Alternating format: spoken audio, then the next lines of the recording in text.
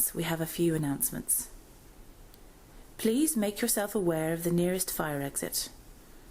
These are located to the right and left of stage and also at the entrance to the auditorium at the rear. In the event of an alarm sounding, please follow directions of staff. Food and drinks are not permitted in the auditorium. We request that you do not use flash photography during the show. Please turn off all mobile phones at this time. Enjoy the performance.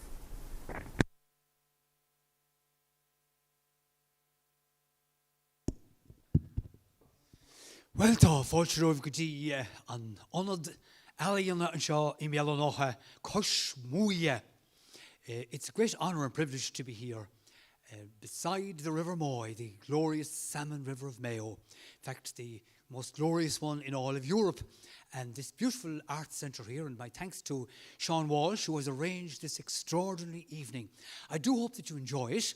Many of the performers here, they're all from Mayo, of course, but it's quite a large geographical entity, and quite a few of them have actually never met before.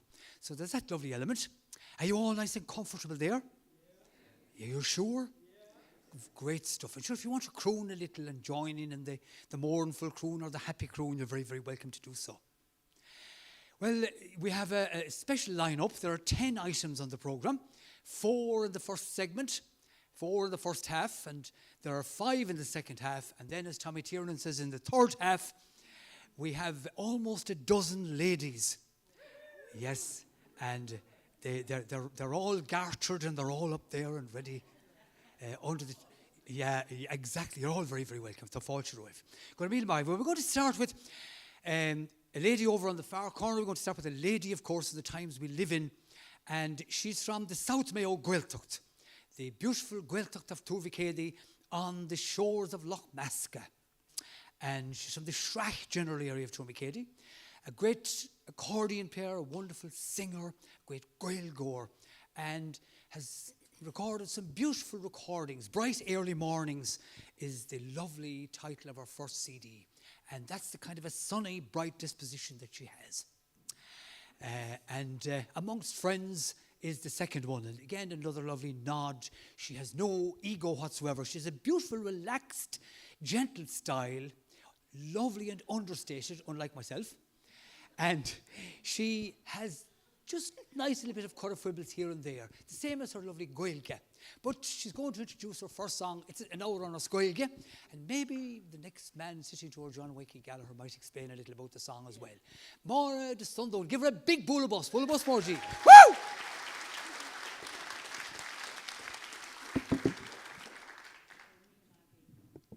Me?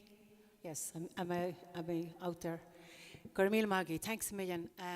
This first song, I picked this song because it's a very, very old song from Mayo, and it's in the Irish language, and it's called Eanach Dhúin. And it has a very long, sad story. It's a true story about a man called Eanach, or yellow-haired Eanach, who was hung in the wrong in Ballinrobe, and in the late 1800s. And there are many, many verses in this song. I'd say there must be about 20 verses in it. But believe me, I'm not singing the 20 now or anything like that. We'll be here all night. But the story is that he was out, just like they would at night, out having the crack with all his friends. And he was accused of sheep stealing or cattle stealing. And he was hung for that. It was a crime at the time. He was hung by the English for that, which he was innocent of. And the story is, it's his sister that's singing the song. And, you know, lamenting the fact that he was taken from her for no reason. And I think John Mikey has more stories about this song, more than I have. Well, not so much about the song, but I heard a few little bits about it. He was hanged in the wrong, and there was a Maki Welthon that used to go around at night, and he was picking up all little rumours about different people, and of course it suited the authorities to take his word for it. And unfortunately, Eanach Dhúin was hanged as a result. And reputedly, in one of the verses, he was hanged in Yallar Bolacht Stanley. So the local landlord around there must have been a Mr. Stanley. And the Bolacht meant his herd. but in this case it was sheep supposed to be that were in question. And of course the old bit of history is that you could be hanged for a sheep or a lamb. So that was part of it. So Dunhuban came to an end as a result of that in the wrong. Anyway, that's the story behind it in English. So as I say, it's written in the Irish language, so I'll give it a go now. It's a very lonesome melody, and I hope you'll enjoy it. You hear the melody is so lonesome as well, you'll get the story that we've told you already.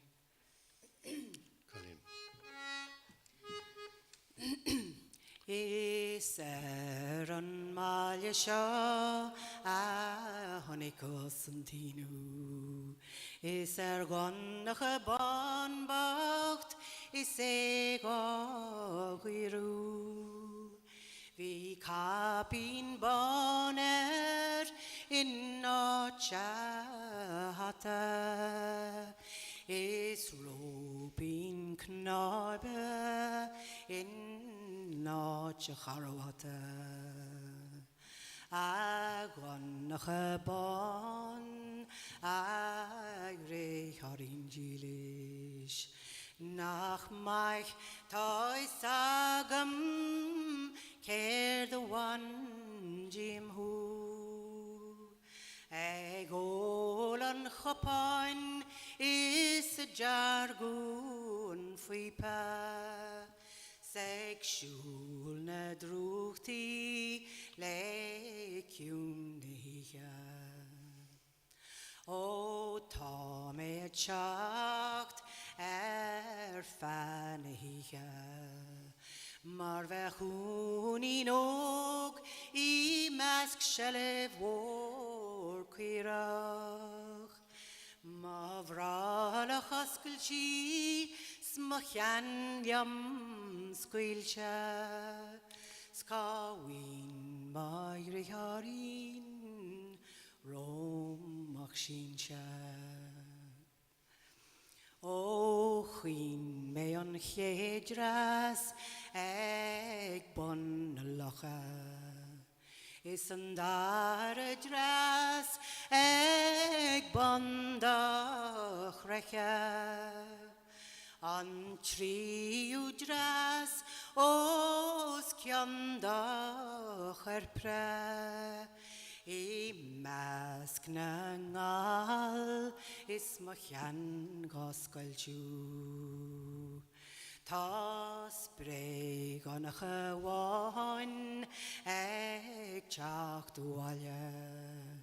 Sni bo quiri na kapil. Ach tabak is preepy, is quenly gyala, is ni da wichtale loch de gotcha. Maggie. That's Mario. I'm not on no. Nishna Hushingo Hall and Gurmil Mahigat Mary Staunton, wasn't that absolutely beautiful? Give her another bowl of bus there. Gurmil Mahagi. Agus Gaelge all in Selir Bean Hurvikedian in the lovely clear musical Irish of Tourmacady there, like the lapping of the waves on Loch Maska. Well, we have hatted and capped people tonight here on the... I'm not sure how many caps. In rugby, the international stage is counted by the number of caps that you have. But certainly, if it was to be given to this great Mayo man from the Mayo Gaeltacht of Achill, that's coming up now, I would say he has more caps to his credit for performing than any other Mayo person. Go easy on the club. Arish, this is the great Gael Goid, great Irish speaker, folklorist, historian. He's a boatman, bádor atá an freisin, boat maker, an artist. He's a historian and folklorist and a Gael Goid of Skelhort. And he's been teaching Irish for many, many years at Skel Achla. And he's a great character, and he has a song as Gaelge to start us off. There will be a lovely mix of songs tonight, so don't get alarmed. There will be songs newly written in the old idiom, in the old traditional ballad idiom, and others that are old. But this is another lovely one coming up as Gaeilge. John Waikey Gallagher, Búlabus Morgo.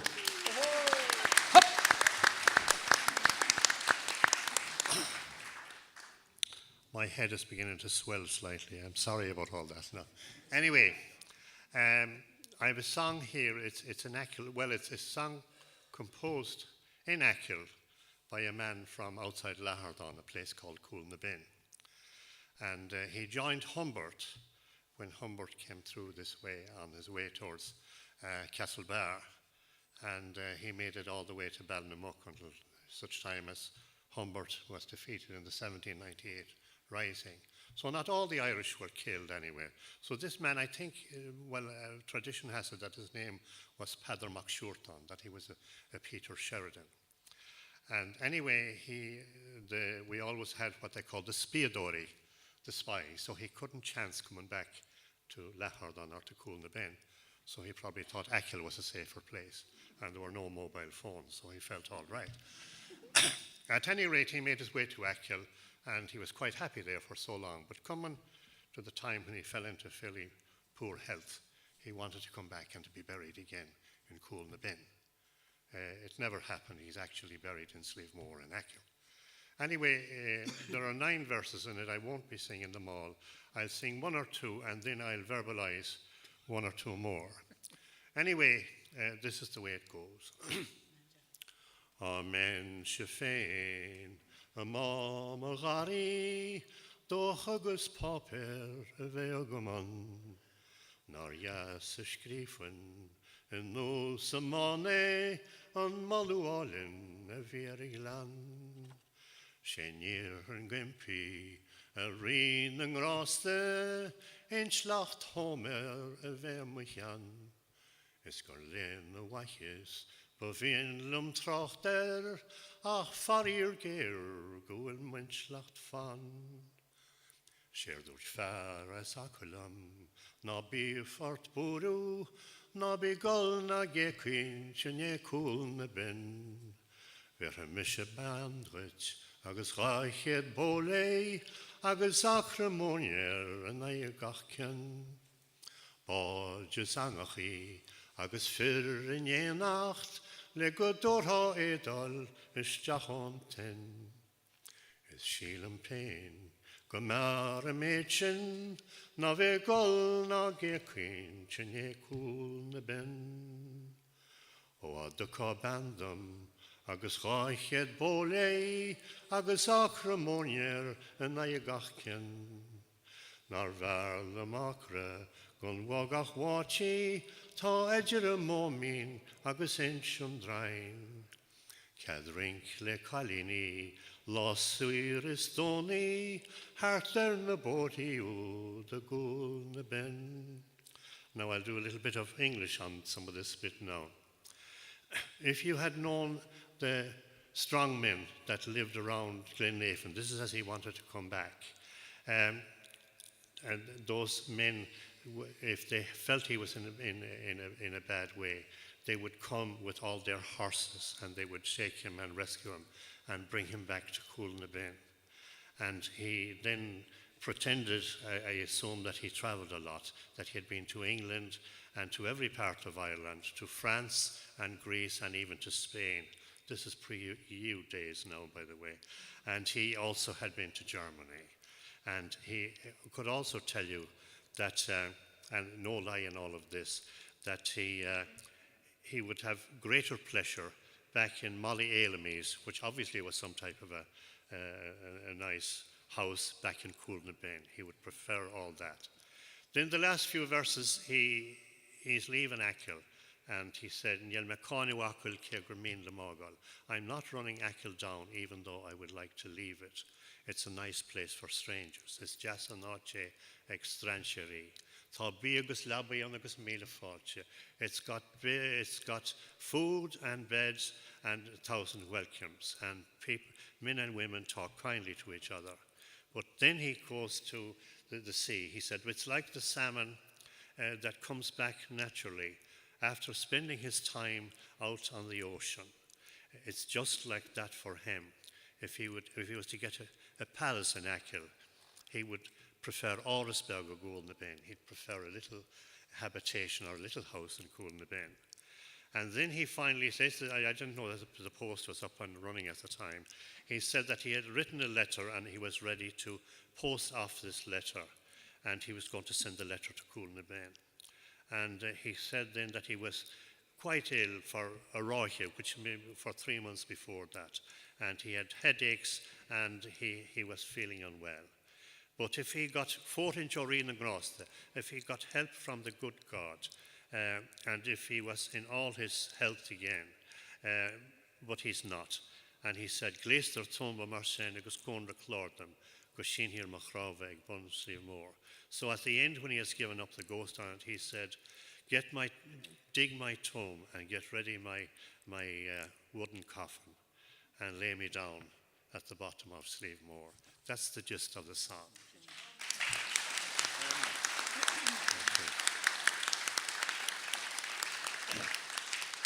There's one other song that I'll just sing for you now. Oh, that's all right. Sorry about that. I make one mistake every day. I know you're getting warmed up. Thanks a million, John Wakey. Go to Ballina Arts Centre. Did you shouldn't go haul in there for Bolabus to John Wakey?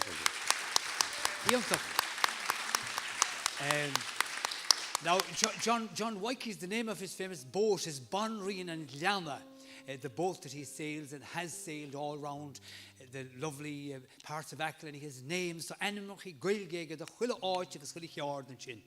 But of course, there are other Bonreens in his life as well. There are other queens in his life. And here in the front row, his wife Mary is here tonight, and she's as proud as a peacock there. She's over here on the right. Don't believe a word of that. Or maybe a peahen, we should have said. But we're fluid, we're gender fluid in the times we live in. And beside her, imagine that his daughter Sal has come all the way especially to be here tonight from Canada.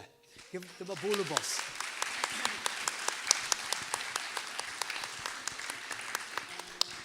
I think it's Toronto, is it? Yeah. Vancouver, even further out. She was travelling for 16 hours in the air and I don't know how many hours by train as well. Now, what you think of Holland, isn't that really lovely? Lovely element. So we move on now, and we had the capped man. One time everybody was wearing a cap, or loads of people. And then hats were more popular with wiser and older men. Like you would see amongst the Jewish community, you know. They'd be wearing a hat. But this man has a very specific and special hat. He has a whole range of hats that have feathers, as you notice. Now, some of you are maybe unsighted there, but the feather is really, really prominent here. There it is, yeah. And he's the feather-hatted troubadour from the capital of Mayo, from Coshlanawari. And he's from Castle Lane and Castle Bar, Castle Street area, and he has made the place famous over the years. He's an amazing troubadour, a philosopher. He's a Zen person, and he's a Sui and Huilhort. And he also has written many, many fine songs. And he has lovely takes on songs as well. Like the boys of the County Mayo, and as Sean Walsh, the artistic director here, put it so well, John and Tony and others here have the ability to deconstruct an old ballad and put it together with a freshness and a newness. He has loads of CDs, and he's been teaching music most successfully for many, many years all over Mayo and in different places. He's a far shulach agus marsin far scéalachatán. He has travelled even more than the man in Cool na Bin that John Wakey was talking about there. He's been in Australia and all over the place. And of course, he's a great troubadour, multi-instrumentalist, and Kermit Fall to War of John Hoban, the ambassador from County Mayo. Woo!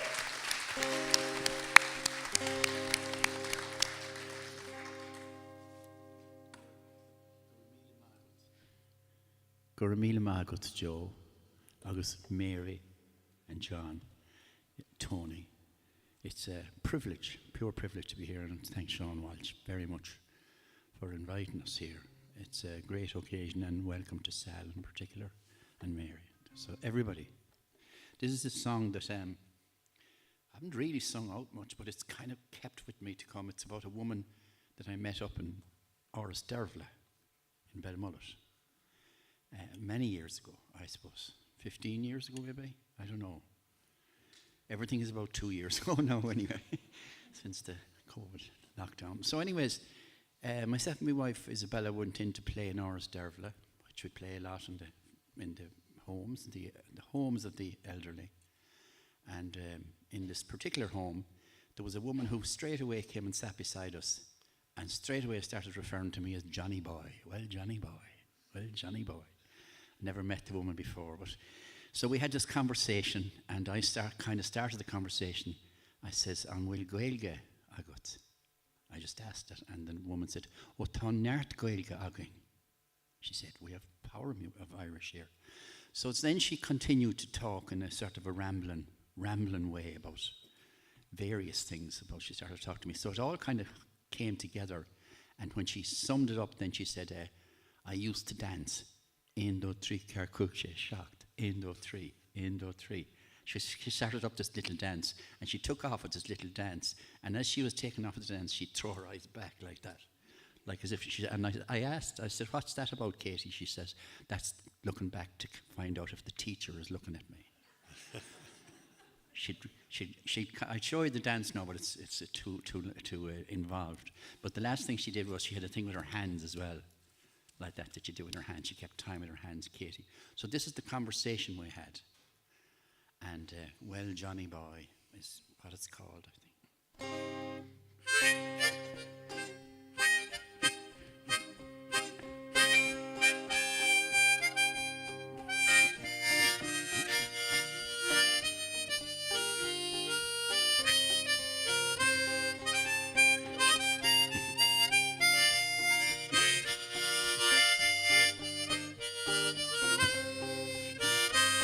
Well, Johnny Boy, how's the apple of my eye? Let's step it out together, for you look so fine and spry. No need to feel afraid to store, take a refuge on the hardwood floor. Thonyart, Gaelga Agging, a cushly alma cree. Indo tri carcuig she shocked, Indo tri carcuig she shocked, Indo tri. Tommy Campbell's our man, he's the top man, with his Highlands, Lowlands, Strathspey, slip jigs and the odd German. The music fills the hole in the soul, it's all we have in the end, she said. Thonyart, Gaelga Agging, a cuish the gal McCree. Indo tri carcuig she shocked, Indo tri carcuig she shocked, Indo tri.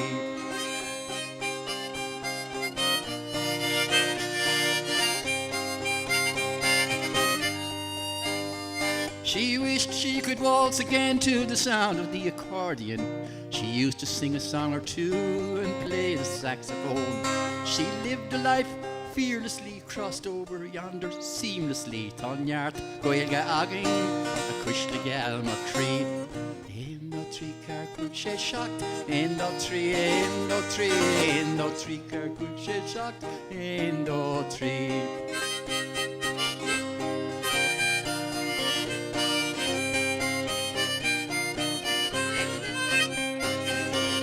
Well, Johnny Boy, how's the apple of my eye? Let's step it out together, for you look so fine and spry. No need to be afraid to store, take refuge on the hardwood floors. Thonyart, Gaelga Agging, a cuishla gal McCree. Thonyart, Gaelga Agging, a cuishla gal McCree.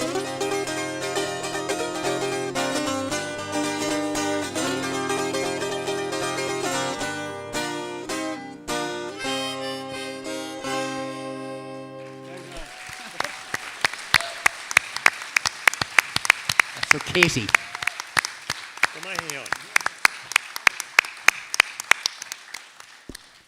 Wasn't that absolutely wonderful? What a troubadour John Hoban is there.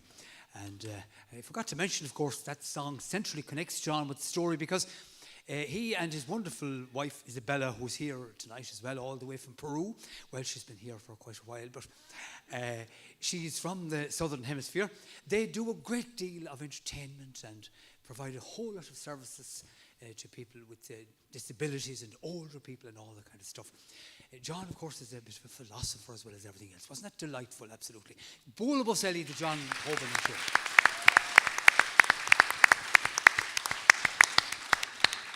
Well, back, I have to bring myself into the story, you see. I'm from the East Mayo Cushaway Bog country, you know, that flat area.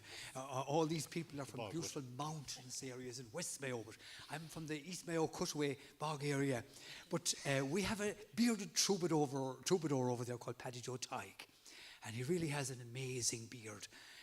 You know, it's bushy and it's real Dubliner-esque style. But he's the East Mayo troubadour, but this is the bearded troubadour of Clubay. And he is certainly deserving of the title. He's also a great singer and songwriter, and he's philosopher as well. And we'll mention his brother as a poet as well, because Tony really is a poet in his own right. He also sports a hat. He told me that this is a sort of a fishing hat.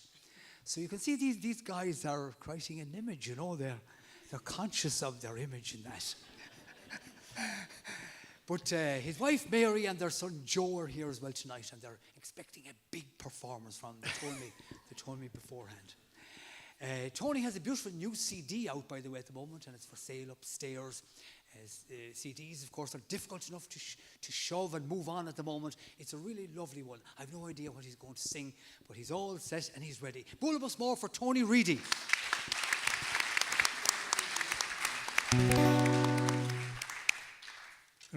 Good, Joe. That was lovely. Brilliant. I'm going to sing a song. I now call it the Stack of Barley. Because it was originally called the Yellow Tinker, and I wasn't sure whether that was okay or not in the times that's in it, as the fella says, you know what I mean. So the story of the song is myself and my dad. I was about 9 or 10, I'd say. And I hadn't heard a lot of music on the radio. As I was saying, you'd hear how much of the doggy in the window and stuff like that. And I feel pretty, oh so pretty, stuff like that didn't sort of connect with me at all. But we went across the fields anyway, about a mile from us, collecting seed potatoes, and we met these two bachelor brothers, Jimmy and Miley Kerrigan, and they had a tidy house now, so that you could eat your dinner off the floor, as they say. And they came back from the field and said, "Come on in." And my father, reluctantly went in because he had stuff to do. But we went in, and they took down a fiddle and an accordion, and they started playing music, a tune called the Yellow Tinker, which is a difficult enough tune, so they must have been fairly good, like. And I was told later by Pat Friel, this is just an aside, that they were playing in the Paddy O'Brien style for any accordion players. That was a big thing at the time. Anyway, cut the story short, it's called The Stack of Barley. And the song just tells the story of me being a young fella and hearing music, Irish music, for the first time, really.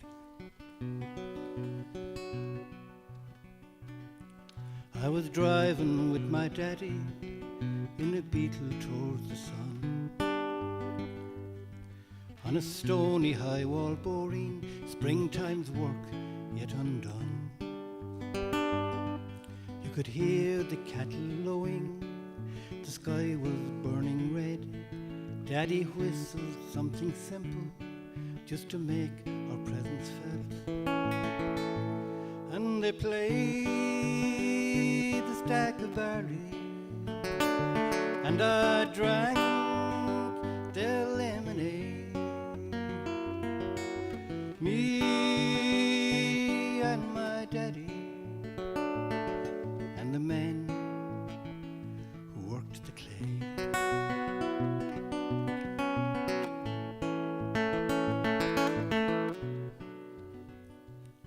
I could hear their voices echo as they walked across the clay.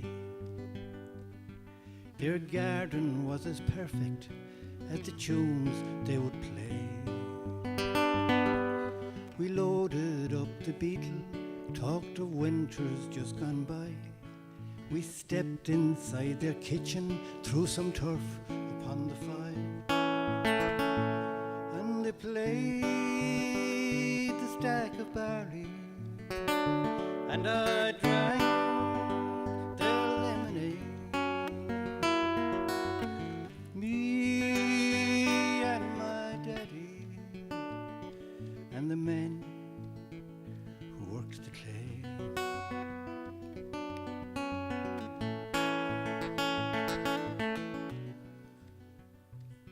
As they started playing music, Dad looked across at me. There was something special happening. Years later I would see. I watched their fingers dancing on the buttons and the bow. The hobnails joined in rhythm, left their marks upon my soul. And they played Staccaberry, and I drank their lemonade. Me and my daddy and the men who worked the clay.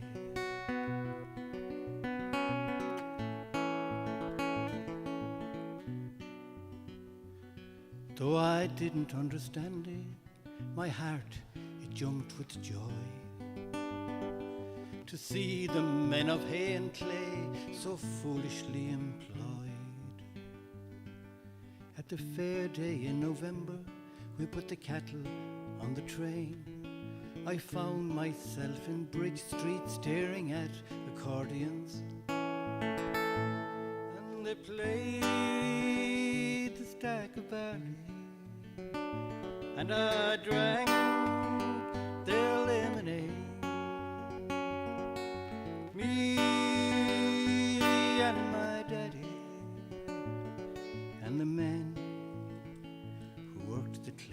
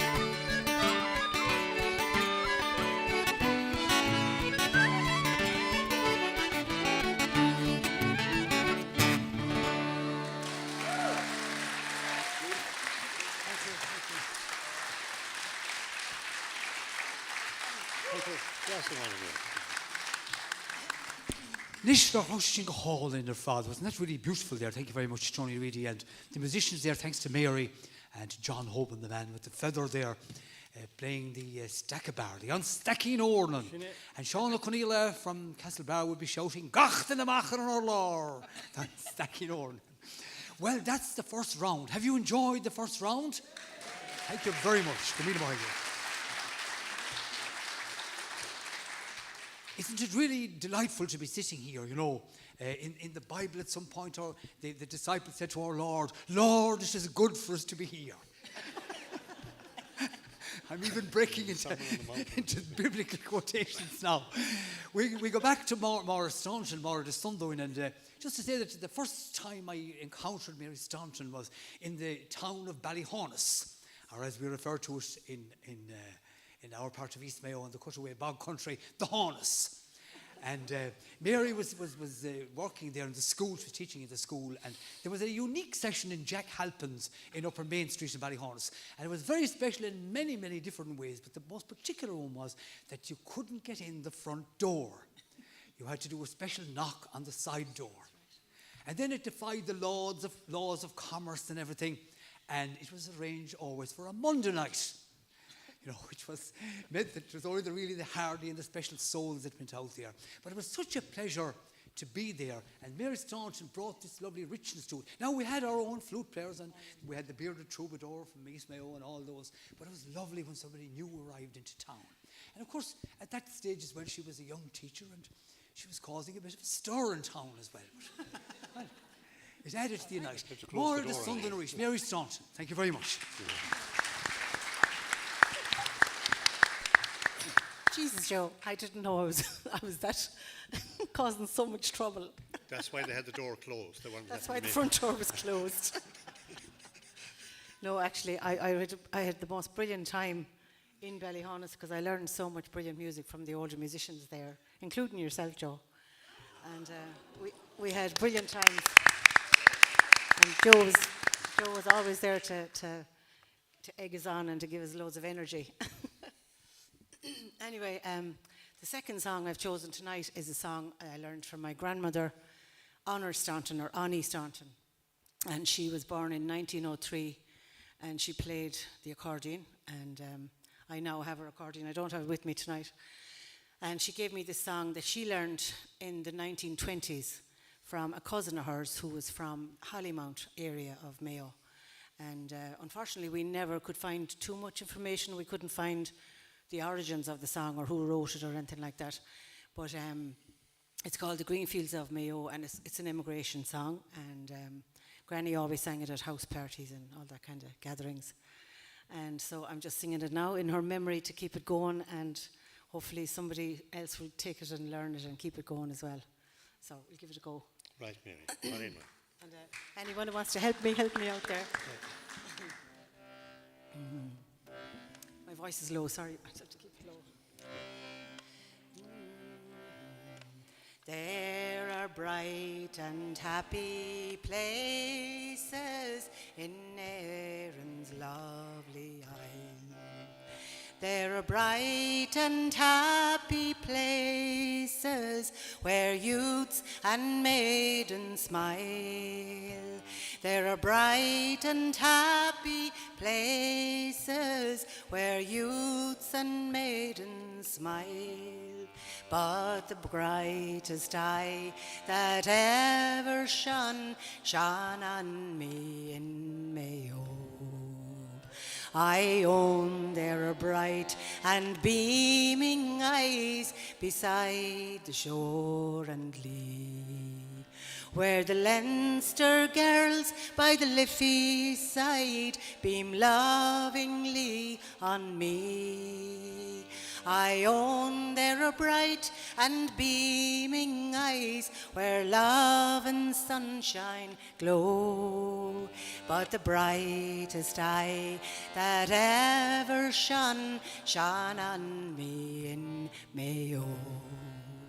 I wish I were at home tonight or close by Westport Bay, or on the walks of Castlebar where youths and maidens stray.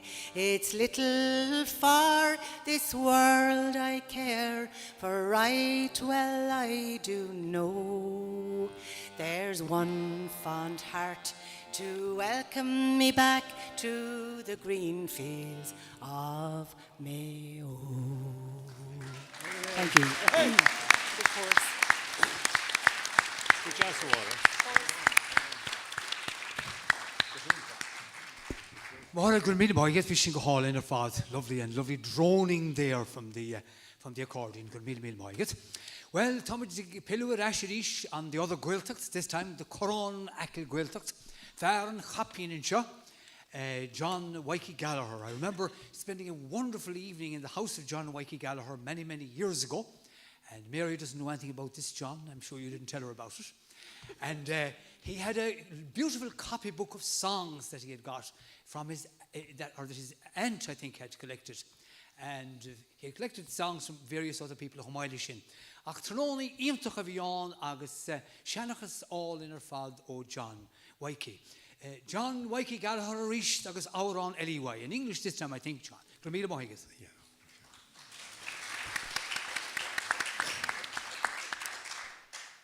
This is a song that was composed by a Mr. Kane. I'm not sure of his first name. He was from near Stoney's Wood, if you ever travel towards Mulrenny, and the place is known as Rusturk.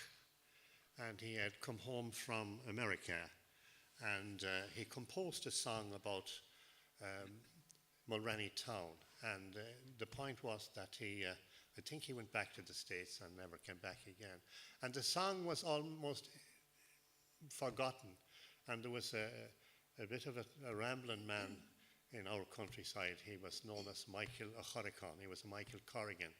And he was also known as Michael Nadowshi. They thought that he was with the fairies or whatever. And he sang strange songs. And I was reared by my aunt and uncle. And he used to come to get his shoes mended. And he sang Mulrenny Town. And I wrote it down from him. And there was a Father Dever in Corran who was now out in Florida.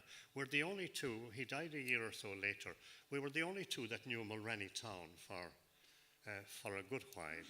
And it's a lovely little song composed by this Mr. Kane from America. And Michael O'Choricon used to sing it, God be good to them all. So it goes like this. Oh, 'tis just last summer I took a notion to forget life's cares and sorrows drowned. I boarded a liner and crossed the ocean and steered my course for Mulrenny Town. Well, I must confess that I was a stranger to those kind friends that I used to know. For some have gone for to meet their Maker, and more are exiles on a foreign shore. Oh, there lies Cloubet, with its lovely islands, as speckled over its waters grand, where in our youth we did roam together for to sport and play on its golden sands. Across the water there stands Croagh-Patrick, covered over with heather brown. And St. Patrick in prayer and fasting did oft times gaze upon Mulrenny Town. Oh, you could see the cows coming home a-looing, the sheep a-grazing on the mountainside. You could see the hilltops in glory glowing as the sun had set 'neath the Atlantic tide. And if I was a man of leisure, well, 'tis to old Erin I would soon be bound. There I'd settle down 'mong the kindly neighbours that you'll find around Mulrenny Town. Hey.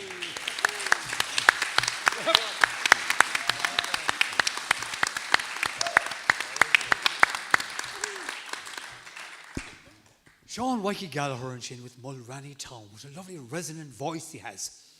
And this is a very special occasion for him, not merely because his daughter is back from Canada, but there's another reason which we'll mention in a little while. Give John Wakey a bowl of bus and Shin. I think he really deserves it. Well, Tomajic Pillow Bhar leis Gletje an seo, the man with the feather, we're returning to him now. And of course, he has special connections with East Mayo. We have to be bringing the cutaway bog country into it. His mother's people were the same surname as myself and distant relations of my own, the Byrnes from between Knock and Nahamore. And I have the fondest memory of being with John Hoban, and he went to visit his relatives in a place called Clontarf. Now, not the Clontarf where the big battle was with Brian Boru, but the Clontarf, which is between Nahamore and Knock. And we had a glorious day there. And John Hoban did a remarkable thing that used to be done in the old days by the old harpers and the old troubadours. He was so impressed that he decided to compose a tune there and then, spontaneously. So he got his cousin to play some chords on the guitar. All his relatives, all the Byrnes are great musicians, fiddle players and so on. and he built a tune and a melody around it. It was absolutely beautiful, and he called it the Trip to Clontarf. But John Hoban, of course, has put many and many a mile around before he returned to Clontarf, and he has put many a mile around since. John Hoban reached Bólabus Morgo. We don't know what he's going to do. Love you, John. Woo! I feel I'm in a very sacred, almighty place, one of the best places I could be in this company with yourselves and with Joe. So in light of that, there's Salas from Canada, has come from Canada. This is a song. Do people here have relations in Canada? I'm sure there are. Yeah. Well, this is a song I wrote in Canada about Gros Isle, about the island of Gros Isle, which was the famine island in the mouth of the St. Lawrence River. And the Irish, the Irish came through there. All the Irish in Canada would have come through there. I mean, this is written, I wrote this around the years 1845, 47, on Druk Heel. So I met a man in Canada in 1990. I think I've sung the song once before out, and but it's been really I'm really meaning to see it. So for some reason tonight, Canada has come up a lot with me. So this is a friend from County Galway. He's passed away now. Vincent was his name. Vincent McGrath, the same name as the Vincent McGrath from Rossport. Vincent was from Kilgevran, outside Milltown in Galway. And we used to walk up and down the river. He was nearly 80 years of age when I met him out in Canada, 1992, 93, around that or something. So he used to walk up and down the river looking over at Detroit, where I met my wife in Detroit. We'd be looking over and he'd be talking about the famine and about a woman that came to their house. An old woman came to their house when he was a very, very small child. And her name was Connolly. I think it was Jude was her first name. And he was telling me this story. And he used to be talking to me about hearing the sounds of the famine voices and famine people. And I've always felt very connected to the famine. I'm always drawn to that time and famine graves, etc. And I'm very close to it. So anyways, to cut a long story short, I sat up one night in Detroit, or in Windsor, Ontario, and this is what came out of, this is the song. I just made up the song. And it's actually, I'll dedicate it it's to North Mayo, because the person, Vincent's relatives came from somewhere in up, I think around Auckland or somewhere in the Balmulla, in the peninsula. And so it's sort of with a North Mayo.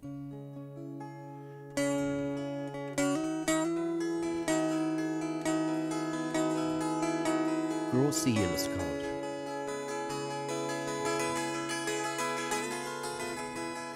I was born in Ireland in the year 1820, in a village near the border between Galway and Mayo. I was married with 3 children, the pedate crop failed us. Saw my brothers and sisters die painfully slow. The pangs of the hunger took hold of my people. Saw them die by the roadside, the young and the old.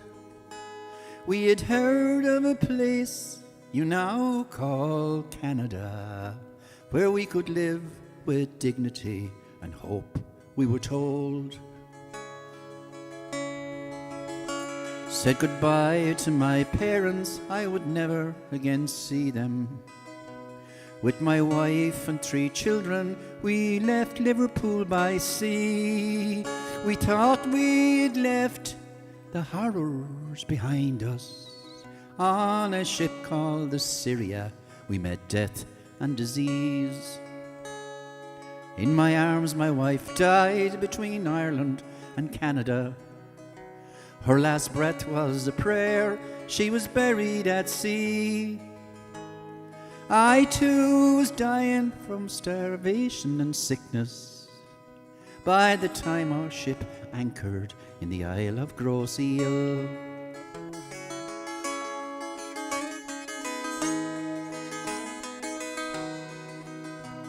Confined to the island, separated from my children, I died and was buried on this sacred new land.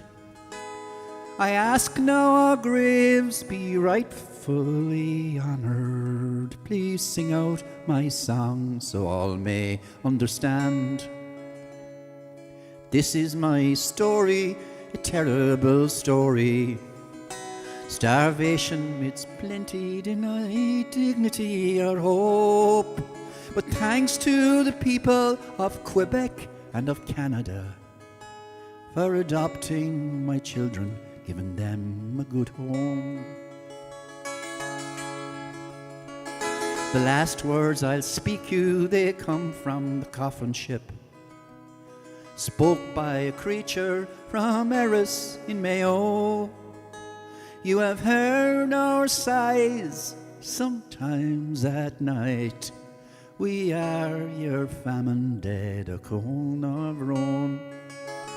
Tu oros ni orantas nia, for which boss sandrokil, a cone of Rome.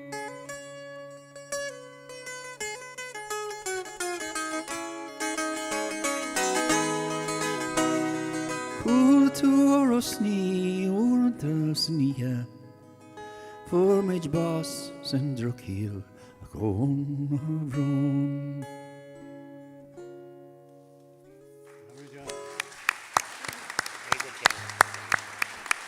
Mayo.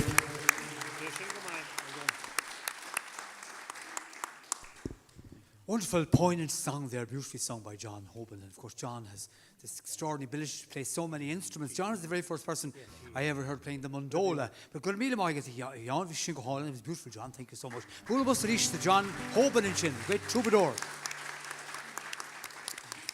Well, back in 2004, I embarked on a walk going in the footsteps, to some extent, of the great collector Bunting and the marvellous, his great friend Lynch.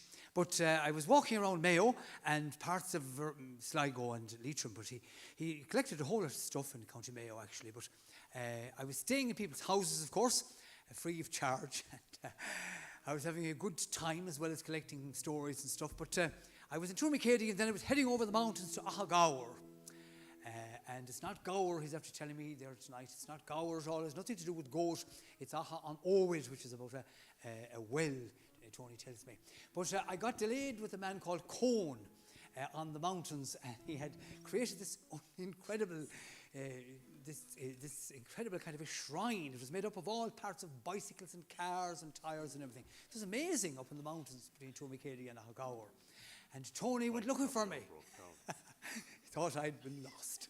But I went down with Tony, and we went straight into Scott's Bar, and we had a wonderful time, and met his wife Mary, and Joe was only a small child at that time. But Tony really, of course, a great singer, a great troubadour, a great storyteller as well, and an engineer by profession. And he brings the elements of that into precision and that into his work. Lovely, lovely stuff, Tony. I have no idea what he's going to sing now, but he's smiling away there in any event. He really does look biblical, doesn't he, though, with this head, you know. He could be in Jesus Christ Superstar or any of those. Thank you very much. My wife, Tony Reedy. This hat was I was like a charming rogue, but it got a bit hot for me. So I'm not as cool as you think I am. I'm going to sing a song from the Cutaway Bog Territory. Based in the Cutaway Bog Territory. Did any ever go dancing in Turin Ballroom? Well, this is the crack now. And the devil appeared there, as you know. And he disappeared. Yeah.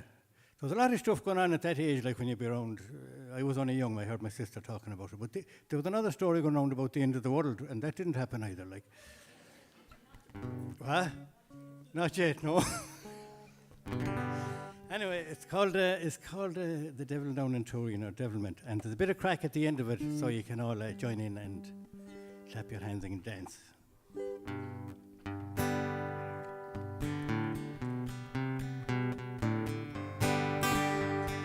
Dancing down in Turin in a hall down in the bar. The music wasn't 3/4 time, you could either walk or waltz. Lots of comely maidens, the parish priest was right. No more crossroads dancing, the hall is full tonight. They were dancing down in Turin, the devil is on the floor, hoofing out the siege of Venice to the bucks of one more. Hoofing out the hucklebuck with the beehive hairdos, No one seemed to notice that when Hoofer had no shoes. She bent down to tie her shoelace when she saw the cloven hoofing. Hadn't you the devil to be dancing here in Turin? Do you come here often? He said with a grin. Only when there's dancing, and she gave a little spin.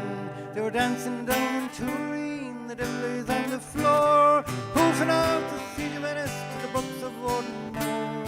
Hoofing out the hucklebuck with the beehive hairdo. No one seemed to notice that when Hoofer had no shoes. I was an angel once, he said, but pride got in my way. Oh, God sent me here to waltz and jive in the dance halls of Mayo. Come and watch the moon, she said. She gave his tail a tug. Nothing ever happens here, I want to have some fun. Dancing down in Turin, the devil is on the floor, hoofing out the siege of Venice to the books of Mournful. Hoofing out the hucklebuck with the beehive hairdo. No one seemed to notice that when Hoofer had no shoes.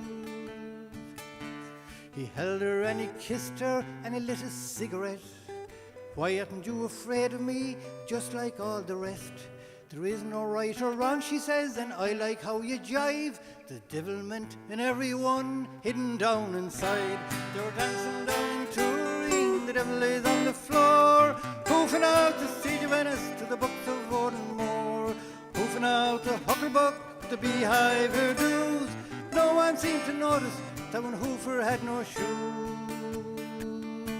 He rolled her in his gabardine with a pounding heart inside, and his corsair glided o'er the bog and they drove into the night. They're counting up the takings, the band is looking for more, the priest is looking puzzled at the scorch marks on the floor. They were dancing down in Turin, the devil is on the floor, hoofing out the siege of Venice to the books of Mournful. Hoofing out the hucklebuck with the beehive hairdos. No one seemed to notice that when Hoofer had no shoes. So come all ye jiving suitors and keep a sharp lookout, and don't let go of Mary Jo if you're going to twist and shout. Come all ye comely maidens if you're going to make a move. Throw an eye to the maple floor, make sure it's a beetle boot. They were dancing down in Turin, the devil is on the floor, hoofing out the siege of Venice to the books of Mournful. Hoofing out the hucklebuck, the beehive hairdos. No one seemed to notice that when Hoofer had no shoes. Now here's that dance you should know, hey baby, when the lights are down. Oh, hey, shut you baby then, and do the hucklebuck, do the hucklebuck. If you don't know how to do it, then you're out of luck. Show me the baby in, twist her all around, then you start shaking and moving all around. Wriggle like a snake, waddle like a duck. That's what you do when the hucklebuck.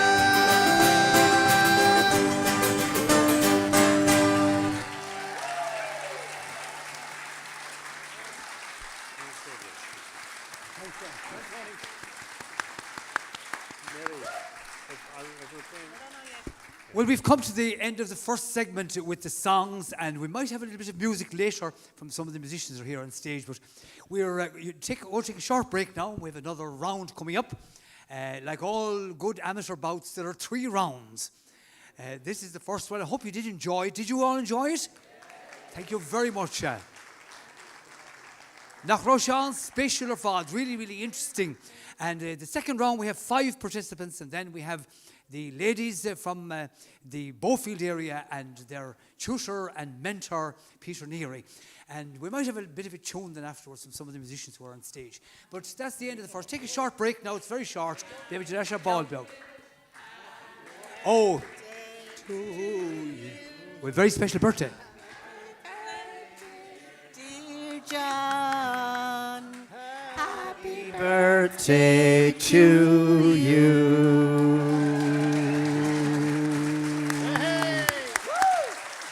A speech now.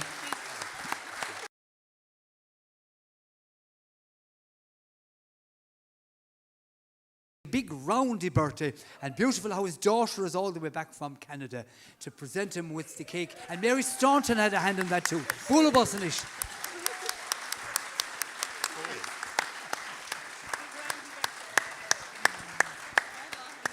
And we might ask John Wyke Major to play a small tune on the accordion for us, on the buska, just to celebrate his birthday. Would you like that? Oh, go to meet him, John. Oh my God. I did not bargain for all this at all. One of the first tunes I learned in a former life was The Geese in the Bog. So I feel I'm out in the middle of the bog at the moment now. The geese in the bog and the frost is all over. Myself and Mary will have a go at that.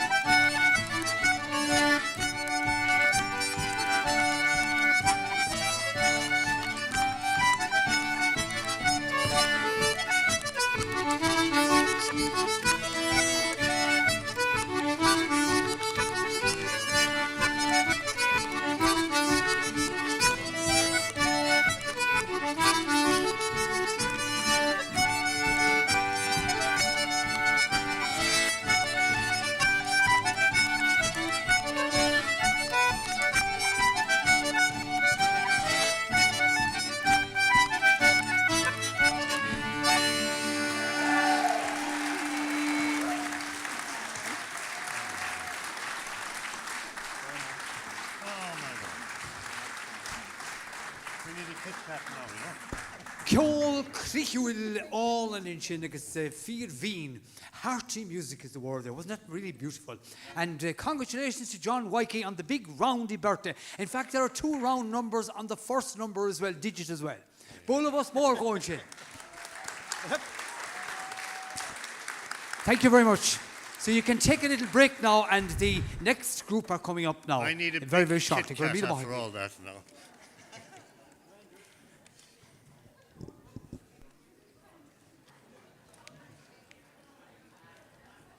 Oh my God.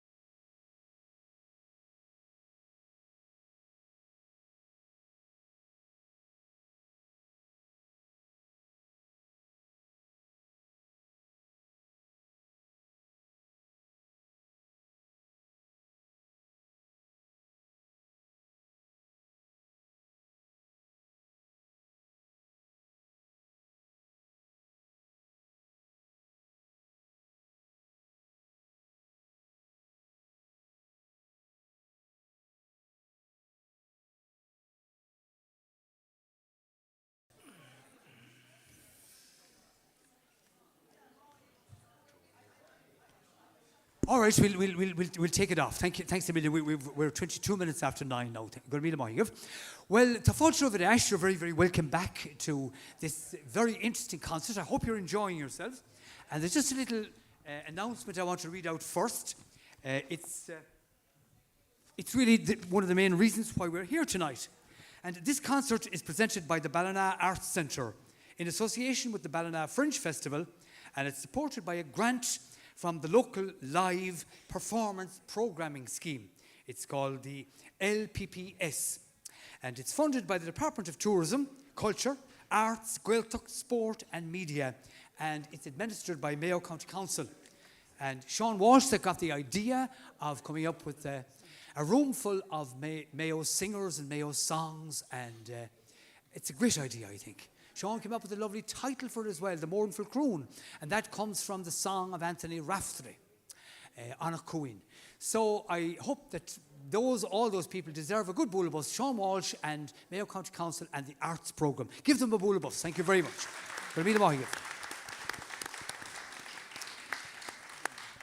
Well, it's wonderful that we're returning to the Gaeltacht again for our first singer over here on the right. And she has a very interesting name. It's a lovely name. She has a Mediterranean first name and a wonderfully Irish second name. And they seem to go beautifully together.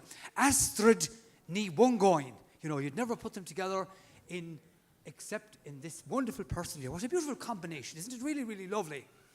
And as well as that, Astrid, of course, comes from a rich tradition of Gaeilge and of history and so on. One of the abiding memories I have is, again, in the cutaway bog country of East Mayo. Her grandfather, Seamus Mór O'Mungáin, was living in Swinford and was such a great character. And he was involved in plays and so on. But I suppose the most interesting thing that I ever heard him doing were the old lays in the Irish language. They were absolutely amazing. So she belongs to that glorious tradition. Her mother, of course, is a great songwriter, marvellous songwriter as well. And Astrid ní Bhungáin is fluent at the Gaeilge and the Béarla and has won many, many prizes and chuile horse. Cur fáilte mhór of Astrid ní Bhungáin ar an ordáin. Gur maigad Joe, gur maigad go sin.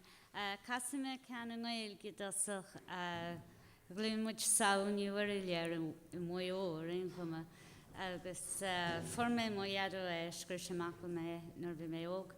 Agus gawan se le grá, mar a gawan an chadeoir an na tíre seo. Agus siad thola nó, agus an íscre, freisin sa bádar up dar an ói an fear scríomh Gerantse san óra an máiste bádhóir me, agus bhí se an rá leis an bhain seo sao ní Uairíola, agus bhí se géirí go dúchach sí leis. Sawad, agus go dúrach sé timpeall na háinse in samad leis. You know, agus tá na háinse seo liag lúte san óran agus tá microphone seo an láidir. Beirm seasta siarhai omlán. Tá an capú. Okay. So banamid trí lesson chuma light translation. It's a song about love, a man who captained a boat, commanded his own boat, and wished for Sao ní Uairíola to come with him in his boat around the beautiful coastal areas of Mayo. Na Ballina Tarn vegan at a hodges gorrochi mac jailish gave us la mahis your house how Ní Uairíola a hoch last door where you similion Shenyetin yes brella sao Ní Uairíola Ballina skates ca drinker na coming your house how Ní Uairíola a chuisles na stór uéir you similion. Máiste bádhór me a golród na gaile fidluch in nuí bhechis ní hokin é nárice hór a haus a haú Ní Uairíola am a chuid go jojo hútí lugus similion. Nielsna ar a cawlig sao Ní Uairíola Sian chochin dodden gan cawl na wankile Ora haus a hauni warilya Amul chushlas mastor Uerius in Helium Ach da fekka ma haugus hai kaul tjappet hi bukle de broge gushiat de mar vretter hi Ora haus a hauni warilya Amul chuchka jojo Trilugus in Helium Nor a hiocus labra agus coron war a gafir in ma haug o civ na galifir or a haus a hauni warilya am a chuchlas mistor o elius in million Nor a higgins medish job e bad agus ferinium ver in ma haug o in the spoffin yulium or a haus a hauni warilya Am a chuchlas mistor o elius in million Nor a chrochem a hiolta gus chim on farga Sheelam ne jodi le cuova excaru ye or a haus a hauni warilya Am a chuchlas mistor o elius in million Sa haus ma haus a hauni warilya Am a chochka jojo hu trilugus in million Gorman.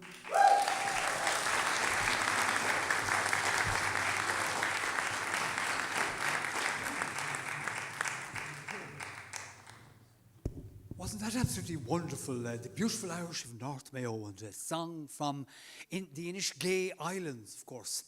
And one of the songs that has been adopted, like so many of the fine Mayo songs, luckily for us in a way, have been adopted by the big singers from Connemara.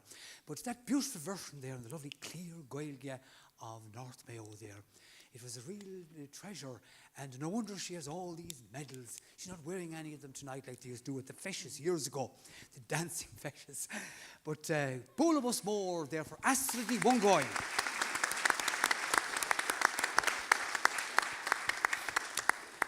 Well, next we turn to an original covey, and the covey in question is another bearded troubadour, and he's a singer, songwriter, he's a very distinguished boxer, and also a very distinguished hurler and footballer and folklorist and historian. And he's a multi-talented man, and he's a fond of amazing songs. His very first CD had the lovely title of A Drop of the Port, talking about the port in Westport, because of course he has a great grow for that area and spent much of his summer rambling around there.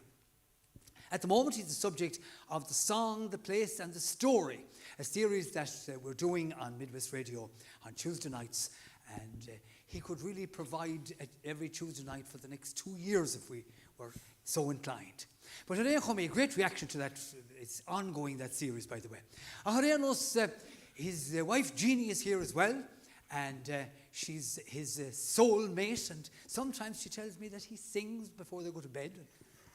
Sometimes he sings in the bed, and sometimes he sings in the morning with the lark. He takes his note from the lark, she reckoned. And then us Bula Bus Mór for Charlie Keating. Hi, Charlie. Thanks, Joe. Thanks for that. Appreciate it. It'll be coming in the post to you. I suppose it's lovely to see the Mayo jerseys up there in the back. Fair dues. I'm going to stick with the theme of Mayo and old songs. So what I'm going to do really with you people here tonight is we're going to get into a time machine, you know, and we're going to go back. We're going to go back to the 17th and the 18th century, just like that. It's going to be great. Just a blink of an eye. We're not going to stay there for too long, because I don't think we'd survive that long. But anyway, this song, well, Joe, some years back, went on a tour of collecting Mayo songs and music and scale, Ceol agus Alien. And a man had previously done it a long time ago before Joe, of course, Pádraig Ó Lynch. And Patrick Lynch came down from Belfast via Dundalk, and he crossed into Skryne here in Sligo, and he came down into Ballina.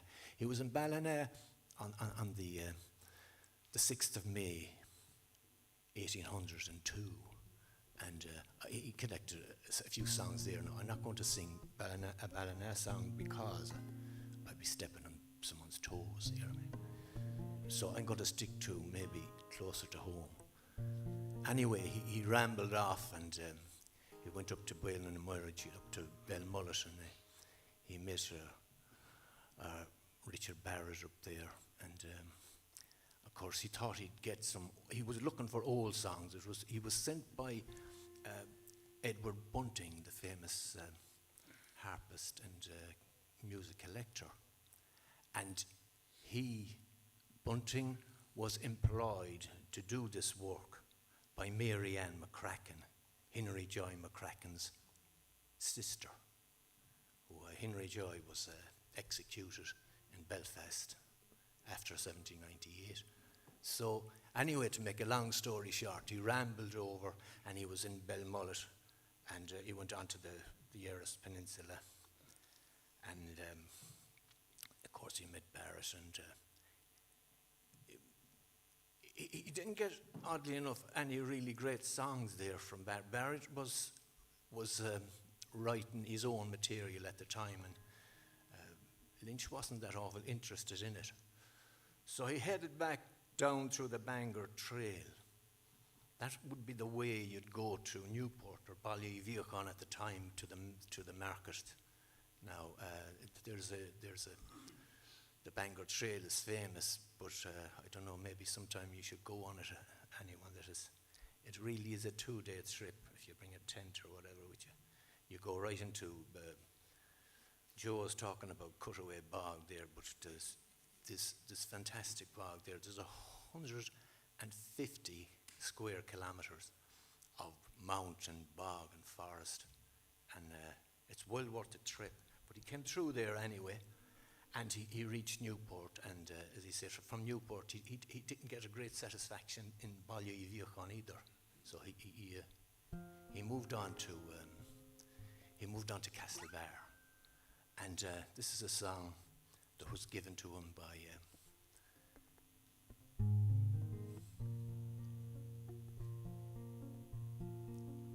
Joseph Rush. He was a cobbler.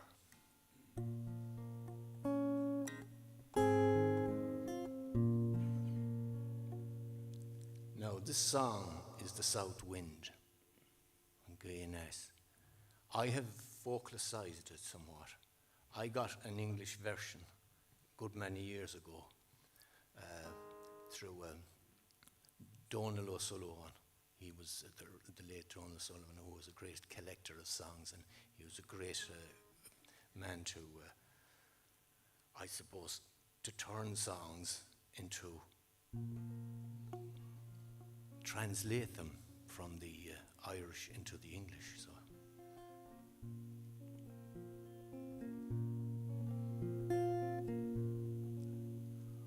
Oh, south wind of the gentle rain, you banish winter's weather, bring salmon to the pool again, are the bees among the heather? If not, would now you mean to roam, as you rustle soft above me? Godspeed be with you as you go, with a kiss for those that love me.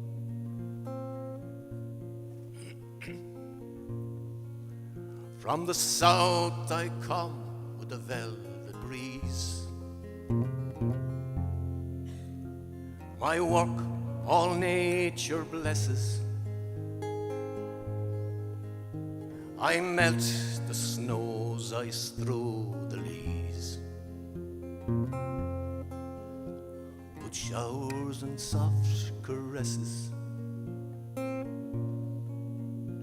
I'll help you to dispel your woe. With a joy I'll bring your greeting, and I'll bear it to your loved Mayo. All on my wings so fleeting,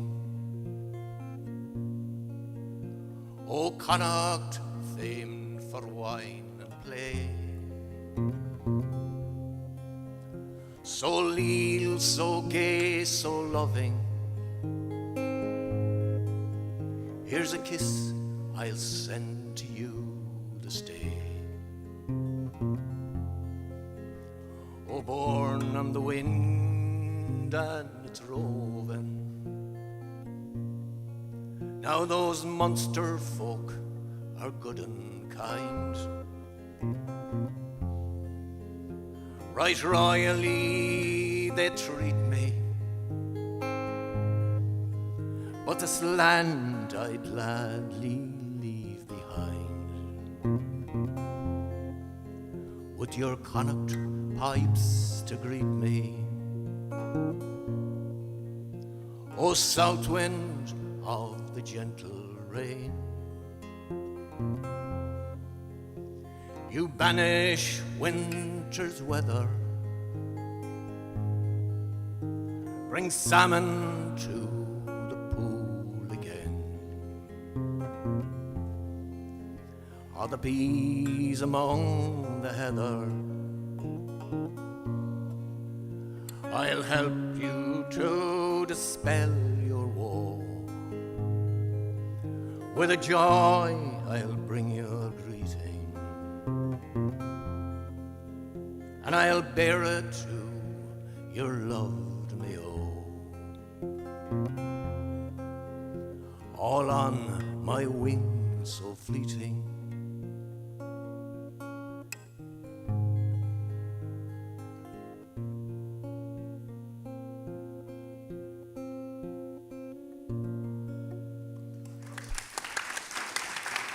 Good morning, thank you. Thank you. Thank you. Thank you for your appreciation. The song, as I said, sorry, I didn't get the story of the song was that a chap over in Louisburg by the name of Freckled Dronal Macnamara or McNamara. It was about he was banished because he was his father and his father's neighbour married him off to this lady, Sheila Nimalia, who was only about 14 or 15 from Drummond, an area we visited earlier on in the year.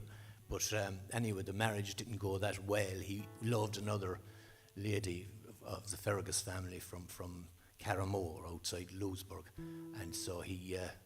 Of course, the family at that time.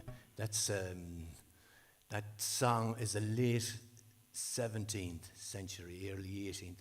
He was banished, so he headed off down to Tipperary, and he lived there, and that's where the song originated. Anyway, thanks again.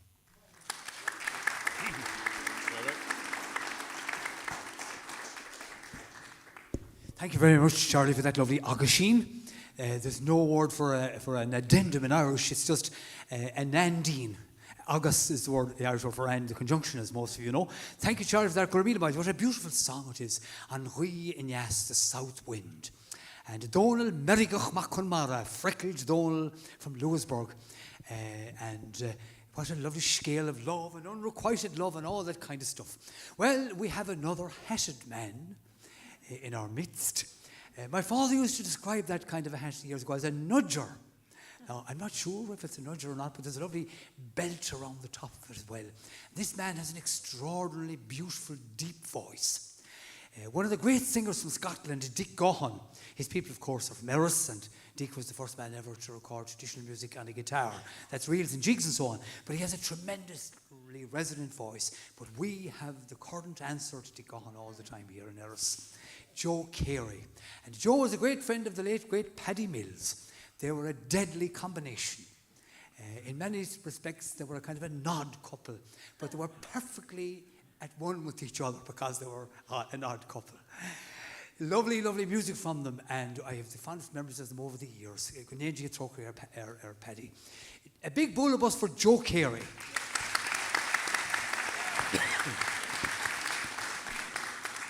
Thanks, Joe. Just listening to Charlie there and the other performers that went on beforehand, as well as being treated to some great songs and music. The history lesson that's coming here as well, and telling about songs and their origins and all that sort of thing. Sean, when he was putting this program together, he called this this concert here tonight the Mournful Croon, or the Joyful Croon, or however you'd want to say it. But it came from a Rafteirí poem. And I suppose Anthony Rafteirí, he composed a lot of music and song, and I suppose the best known one is Eanach Dhúin, the drowning going into Galway in the 1820s, I think. And what happened there was they were travelling in an open boat, and the boat sprung a leak. Actually, a hole in the boat, that's what happened, and the boat sunk. So we know who composed Eanach Dhúin. So it's a very poignant, one of my favourite slow airs. And there's a jig. Somebody came along then and composed a jig. Now, we cannot trace who composed it. And there's slightly different versions of it. If you hear it, Clare people or Limerick people play it, they might have it slightly different to the way I'd have it. But the jig is called The Hole in the Boat, so I'll do the slow air and then we'll go into the jig.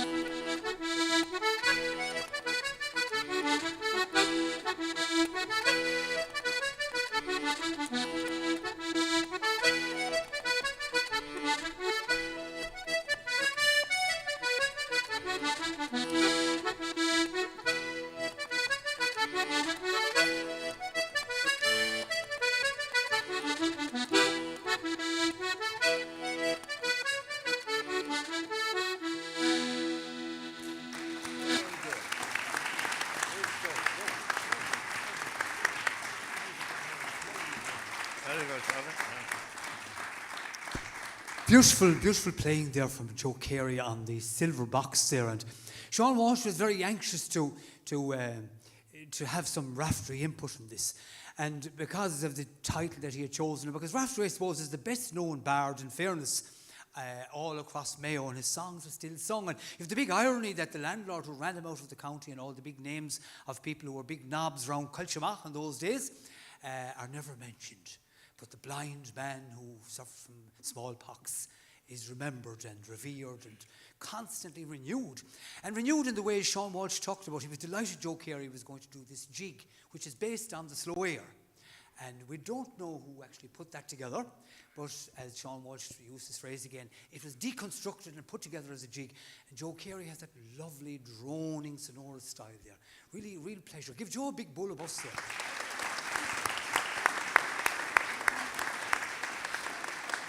And of course, Joe is going to bring on the brilliant, sonorous, marvellous voice he has for the next round with the song.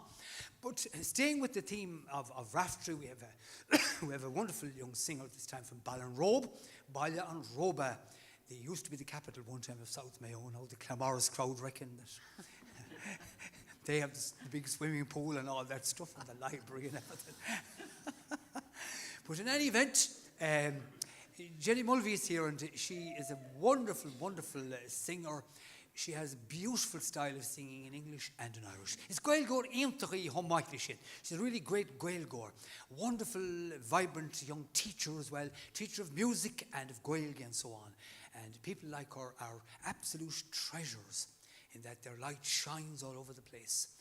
And she brought out a beautiful CD some years ago with lovely songs in Irish and English in it called Siri.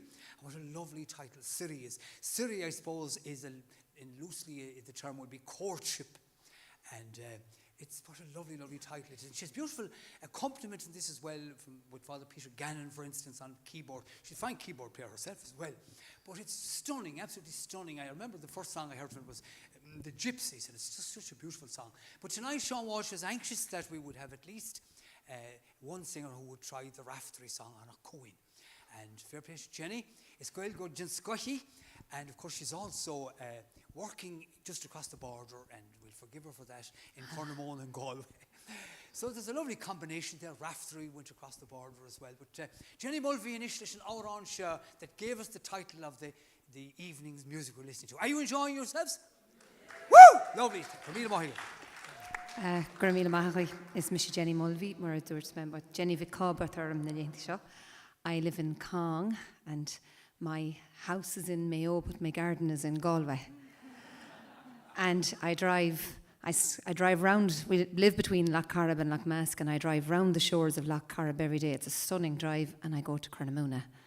And I bring my 3 children with me, so I love the drive in one way, but my head is wrecked by the time I get to Cornamuna.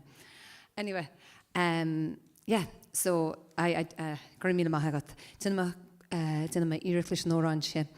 There was a great singer called Joe Byrne, and he used to say there are many verses to this song, but 4 will tell the story. I don't know if I'll get through 4 because I sometimes have a problem with words. In fact, I always have a problem with words, but we'll see how we get along. Monches loncha is father vestratu her maid bo son hun Moru mora kakar is mar ban is posta takshilisul Eanach Dhúin now is porous Gardog and I'm so sorry. No.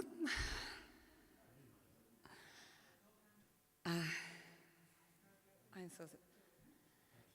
Not more on Dhúin birch new through Ach lo leis gan muina pastag Lán wad a cud scuba shul An siú Eanach Dhúin and Queena ag tiad gatiú is gradu bos an láirí a tromtar seo clíte níor a ceála tíú ag ag sin a chuirp.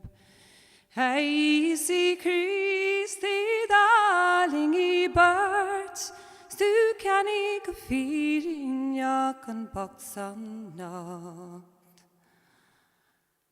Go boris ne fad God their sealat Ga greater diu darich free lot Balachlor fi Eanach Dhúin nearly can talk oi bachalias.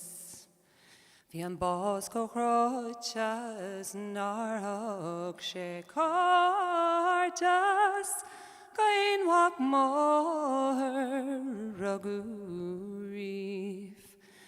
Hanskele capogoi ban la shamachi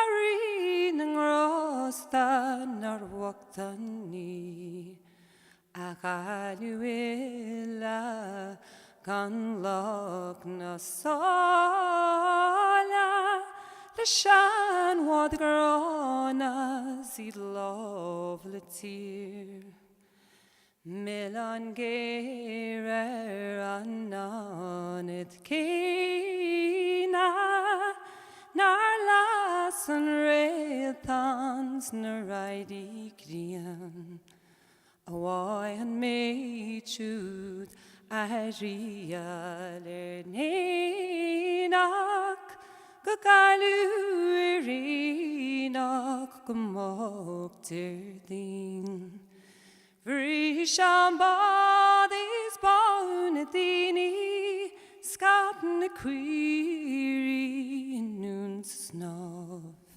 Sanchian chenevi Antar martinta Herein ar yeig is Dr. Mra Gramil Machli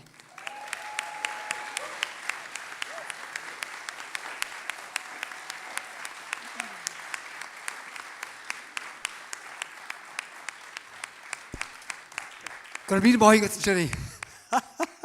Very difficult to pick up the pace and the momentum again, but great stuff. And thanks to the prompter down in front here. Lovely prompts there, very, very apt. Very apt and stuff. Lovely seeing you there. And of course, very appropriate. And Sean Walsh was so anxious to bring that into the whole story and to bring some of the threads, not all of the concert, of course, but some of the threads in relation to Rafteirí. So it brings us on to the next. We have a very special connection here with Rafteirí indeed this time. And this man is actually from Killedon, where Rafteirí was born and reared. And this is a product of the fine lands and the fine fields and bullocks that were eaten, and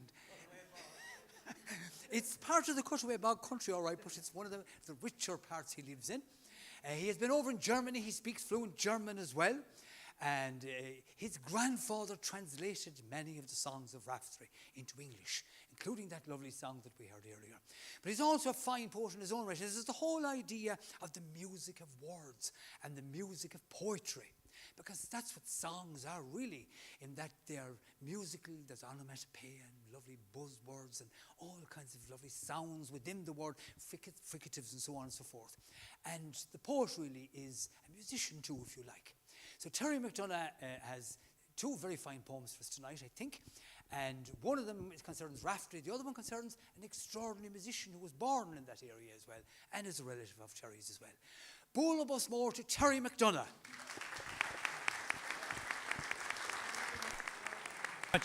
Am I switched? I am now. I'm on, yeah. You know something? Before we start, I'd like to say special thanks to Joe.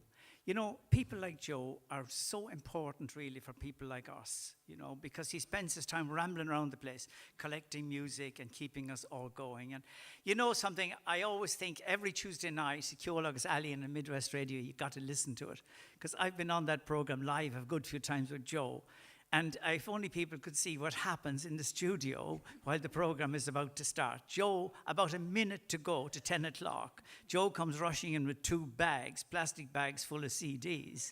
He rushed into the studio, sit down there in the corner, lad, sit down for a cinch gale, down, jumps into the corner, sticks in a CD to get it going, or reads the weather forecast or something while he's unpacking the bags, trying to get something going. And all people out there, the listeners, have no idea of the absolute chaos that's going on in that studio. It's well worth listen to Ceolagus Alley every Tuesday night.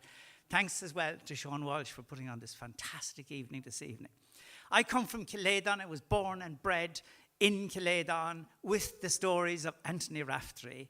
Rafteirí's house, where the house was, where the family lived, is in our family farm. There's a stone there where the house was. And he went blind at the age of 10, most of you probably know it, smallpox, and he was taken care of. The rest of his siblings all died. People say the last he saw in his little house was last thing he saw, he was 10 when he went blind, were his 9 siblings laid out on the floor. He was taken care of by Frank Taff, who was their local landlord, and he got the gift of poetry and music to some extent on Lis Ord. There are 7 forts in Kiledon, and the highest one is called Lis Ord. Should you ever be travelling from Beholder to Kilchima, and up about halfway on the left-hand side, there are lots of bushes and trees where Kiledon House used to be, and up there on the hill is Lis Ord, and that's where Rafteirí got the gift. When I was a little lad, my uncle used to come from Castlebar every single Saturday. He was a lovely man, and he had no kids of his own, and he used to say to me, we'll go for a walk up the hill. And up the hill meant up on Lis Ord. And we'd stand there, and you could look all down around the countryside, down to the Ox Mountains, all over the place. And he'd stand there. He was a lovely person. I hated school with a great passion, but I really liked this uncle. He was a fantastic man. He told me all the stories of Rafteirí. And Rafteirí was 24 about. He was sent to Kilchima with another co-worker to buy whiskey for the landlord. And allegedly, on the way, the horse they had fell into a ditch and broke a leg or a back or something. And Rafteirí could never come back to Kiledon. And that's why he left and always longed to come back. And Ishach den Arab and Lord Lunchino. I want to come back, but he never did. Now, I'm going to read this evening. I'm going to read 2 poems. The first one it's not in Kiledon, but it's just across the Pulla River on the other side of Kiledon. And it's called, I have it here, The Piper of Trinabanshri. And the Piper of Trinabanshri is Joe Shannon. And the reason I wrote this poem, it takes a few minutes to read, but it's a story. And Joe Shannon grew up in Trinabanshri. His mother was my mother's aunt. My mother's mother died when she was a little girl. And this aunt, Ellie Shannon, took care of my mother. They went to America. The Shannon family emigrated, and they wanted to bring my mother with them, but her father wouldn't let her. And so she sadly left the Shannon. Joe Shannon and my mother remained friends for the rest of their lives. He went to Chicago. He was a fireman. And in this, there's a couple of things here. He played with the Chieftains. Every time they came to America, he played with them. He came back here to the Willie Clancy School. And he was an amazing person because he used to whistle in his garden in Chicago. I met him. He was a lovely man, quiet, never drank or anything like that. And he'd whistle and all the birds would come and sit all around him. And 2 cardinal birds were found after he had died, wrapped in newspaper in his attic. Because when he died, the birds died, he didn't want to get rid of them, and so he wrapped them in paper. Joe can tell you so much about it. He was on tour in Chicago, gathering song and word, and he found out all these things as well. Joe came back from Chicago, and he came to me, and he said, we have to put this together. So we went to where Joe's house was, and we sat there, and we listened to the birds, and we listened to the air, we listened to everything, and this is the result of our listening. Thank you. This is called The Piper of Trinabanshri. They took their tunes with them Sorry, excuse me, put it here. They took their tunes with them, but the music refused to budge. In Eanach, I taste and smell wind on the path the fairies crafted when they chopped a corner of Brennan's house. It had stood on the track they'd worn to a frazzle when transporting the music and memory of the Shannon family into posterity. Before they left, melody tangled about the house or hung carelessly on hawthorn and briar. Spirits danced in moonlit splashes and stowed treasured tunes in wistful wind, dozing bog and landscape crannies. Only those little people have the language to tell us where a musical note comes from, how it lodges in the land, in the heart of a departed family, in the memory of a house. Joe Shannon played the Uilleann pipes in Chicago. This was real, big, untainted sound, visible in loneliness, choking fears, loss, or in the smiles it cloaked and covered up. It was the stuff that held imagined fields, fences, happiness, and tears together. The spirits of skinny streams and tossing air knew this. They held onto mossy paths, untamed bushes, mists and forts, where they stashed away tunes for home fires in strange places. And when the new generation learned a different way of talking, old language lived on in melody. I can see the thatched cottage, wordless at first light. A mother whispers to God at the cartshed door. The anxious dog whimpers. Mist falls on a bucket of hot coals handed to a neighbour to conserve the hope-giving fire for their return. I see the loaded cart getting smaller with every step of the old horse doll. My mother stands weeping as her cousins disappear into myth and legend. Eanach, Culchima, Train, Cove, America, robbing a townland of a widow, Ellen Shannon, and her young sons. Only music dug in its heels and refused to budge. It cut holes in hedges, buried itself in watery rocks, lakes, dewy rose bushes, and railway tracks. Joe had the gift. In the rough and tumble suburbs of Chicago, a piper, baseball player, and fireman.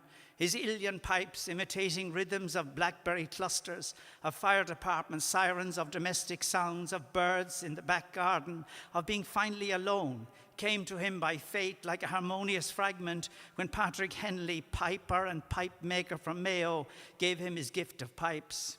There were drones to be mastered, children to be fed. His arms would have been exhausted from gathering food.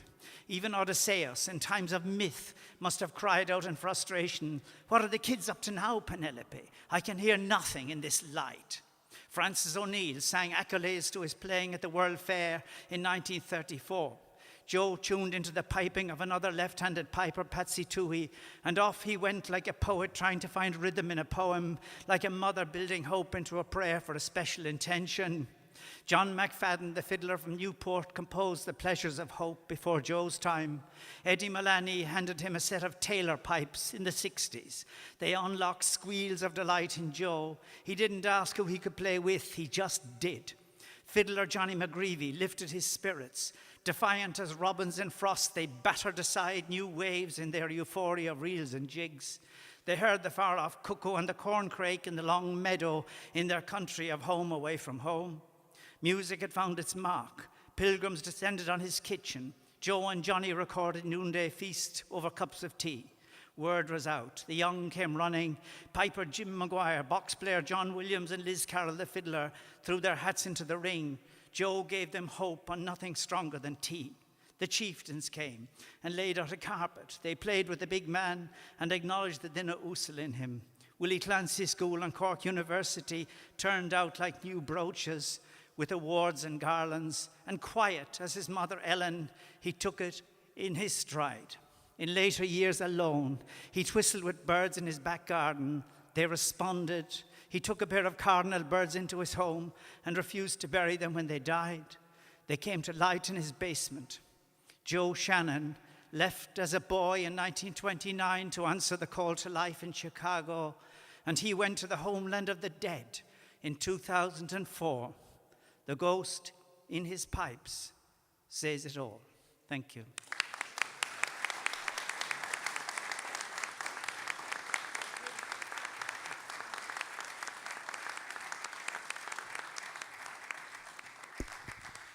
An extraordinary cascade of words there, like the great Uilleann pipes that Joe Shannon was.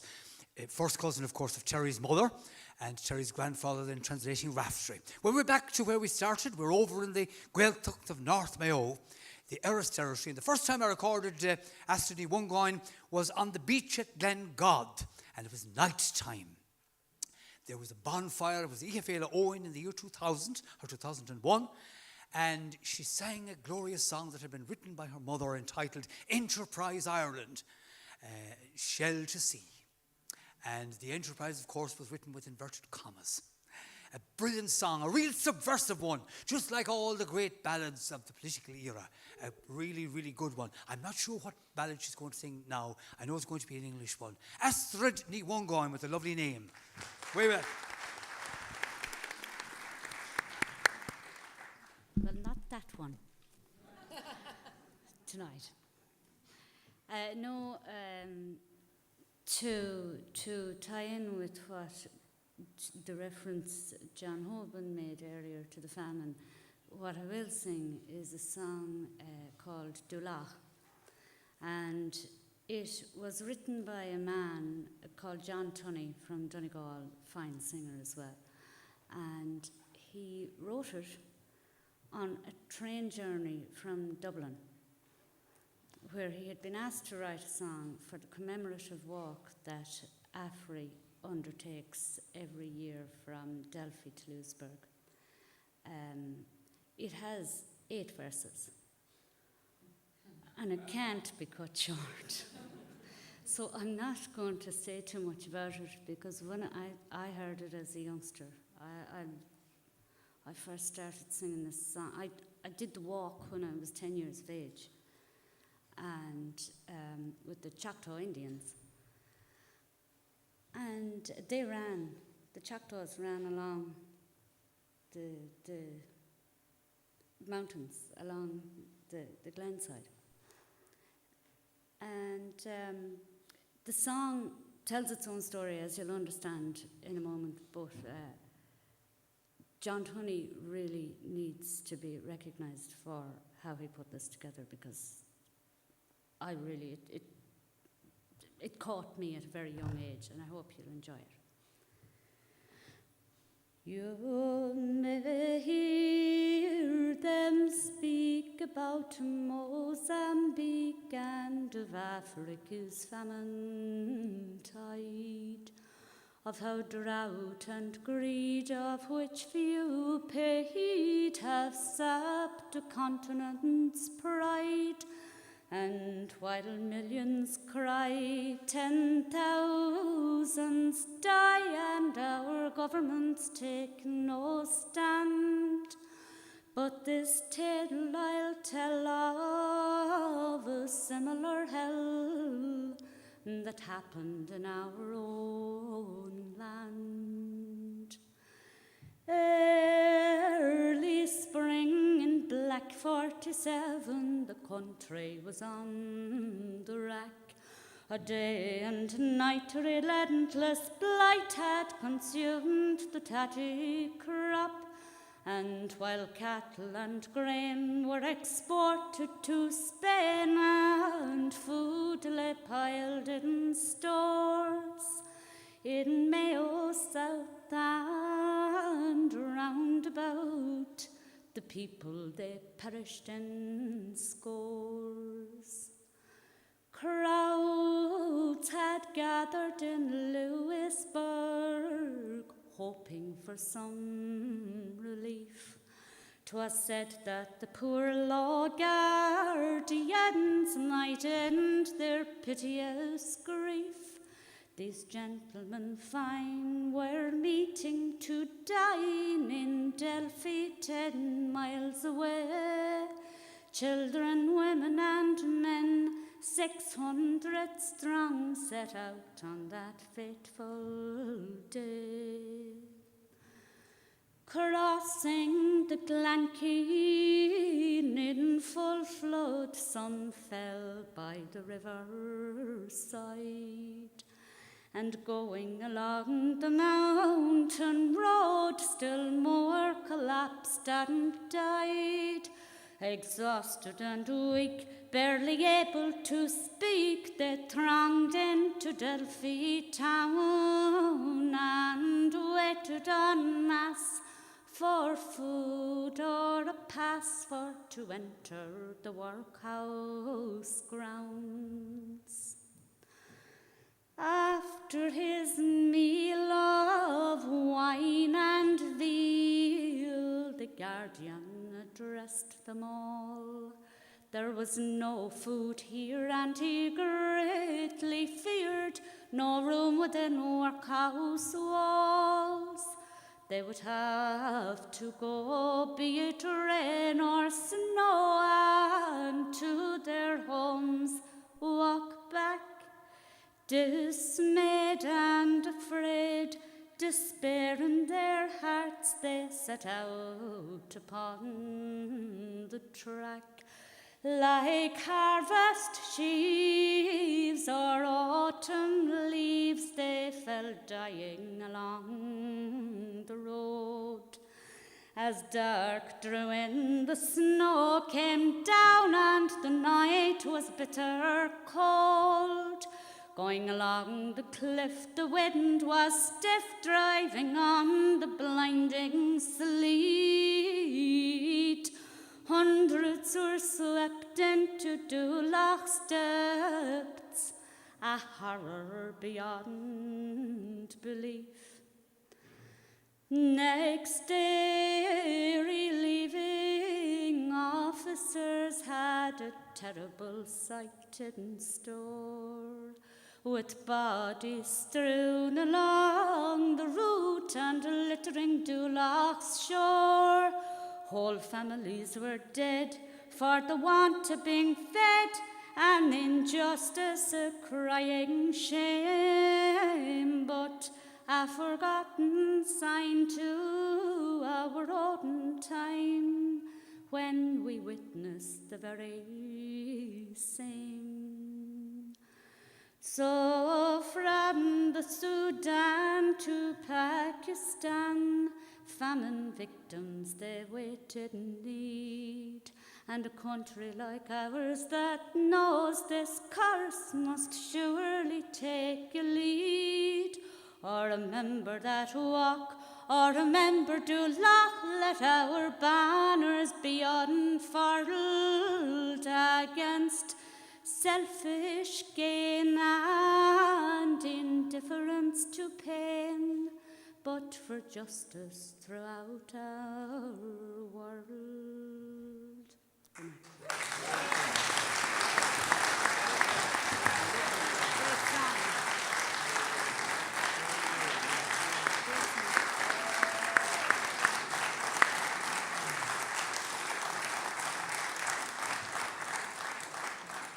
A very powerful song there, and very, very powerful performance.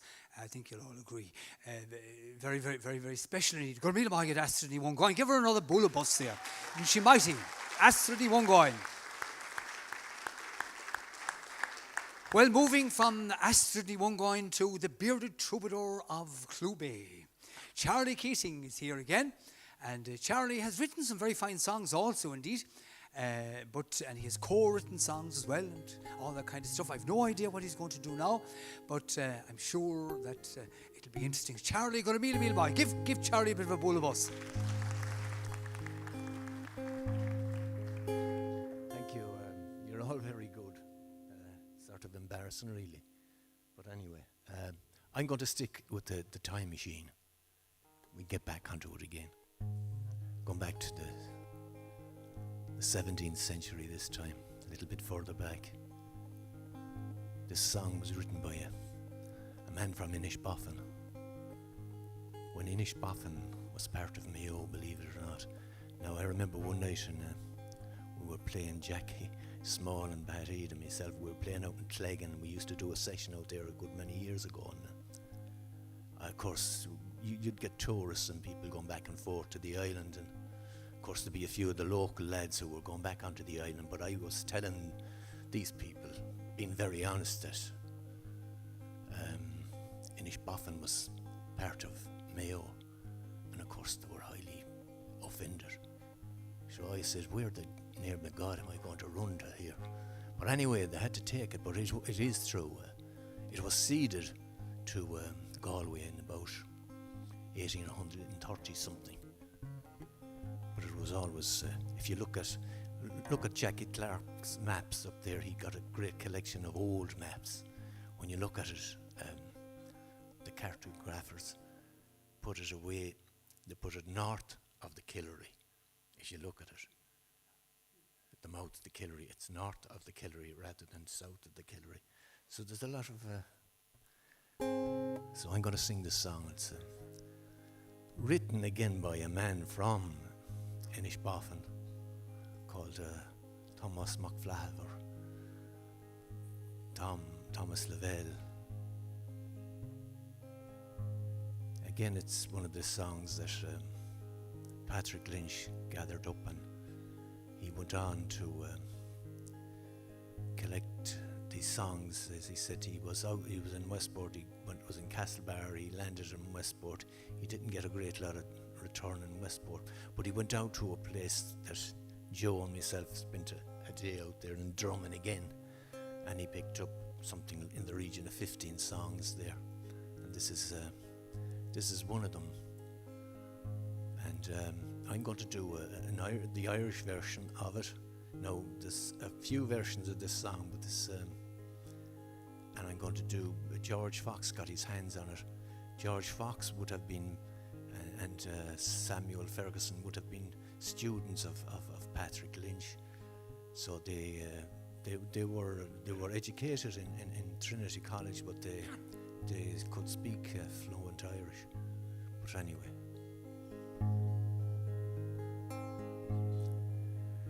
An long seach, Jean Lynn seach, sé mí san the brón.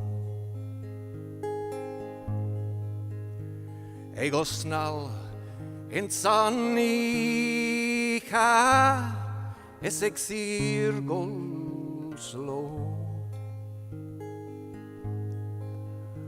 Mona mwy Gordali min lacht is mei wad o ma monchor. Dar a maring is mai a queen finish o the honda weo. Anur the marma corja is babrama chujor. O dolan fuino Spagna I go ludar belno. Dome dausa in Irlag a gian faji fachinach. Ni Santa Cruz a dogma hakna.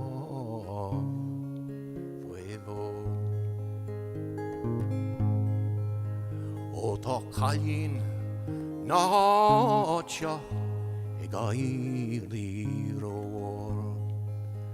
We canote is fair bag on trucks le bugli brog.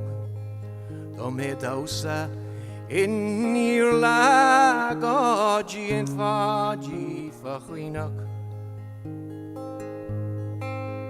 Ramai a giadom veiginta febron. Mo paparik o lachlon in a hirla in hirol gefall. No brien do atliman in a tirnar doch mor. No do macroda in a cornoli grona is an shinnavi motrisla o go conda wio. On the deck of Patrick Lynch's boat I sit in mournful plight, for I'm sobbing all the weary days, and I'm weeping all the nights. If it weren't for want and poverty from my native land, I go by the blessed sun, 'tis royally I would sing thy praise, Mayo.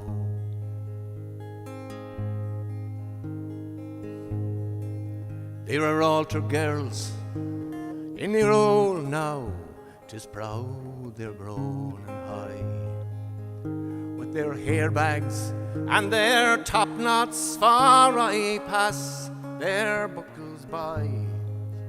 'Tis a sad, sad change from those gay days that I am forced to go. I must sail away from Erin's Isle, far from my own Mayo.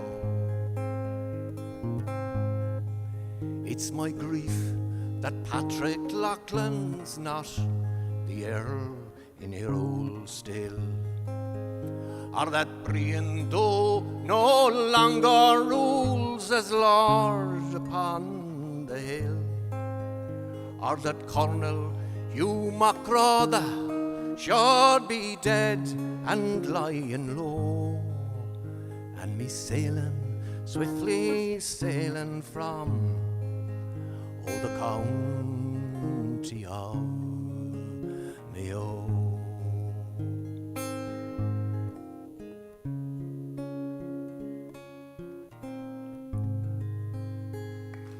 Good morning, good. Thank you. Thank you.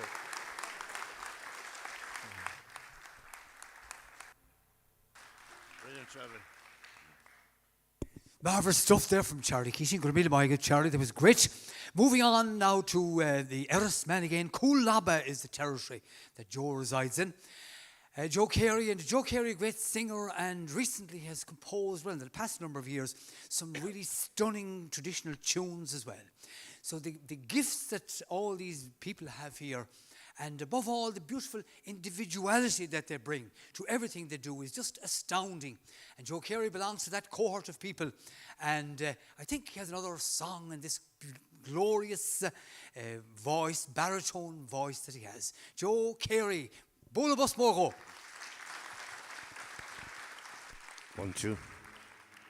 1, 2. Just something unrelated to the song that I'm going to do. And Charlie mentioned Eanach Dhúin there, but when Terry was mentioning about Joe Shannon and the whistling to the birds and the birds coming to him. But we were coming back from Eanach Dhúin one time with our skipper was called John E., better known as the Squire from Letterfrack. And as you're coming into Cleggan, from coming off Eanach Dhúin, there's cliffs there that jet out beyond Cleggan, and there's a cave in there, you know. So we went into the cave, like, in with the boat. And Des Holland was with us. I'm sure a lot of you here would know of Desi Holland. So when we went into the cave, you have the cormorants, like the collyhuffs, as we'd call them in Irish, and they don't like their territory being invaded. So they're down, gone mad within, you know. And the squire said to Desi Holland, "Sing a song, Desi."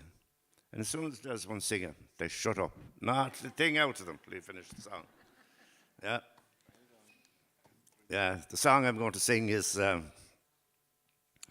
first heard a version of this song. It's not the version I'm going to sing. Sung by my good friend who passed away recently there a few weeks ago, Sean Garvey.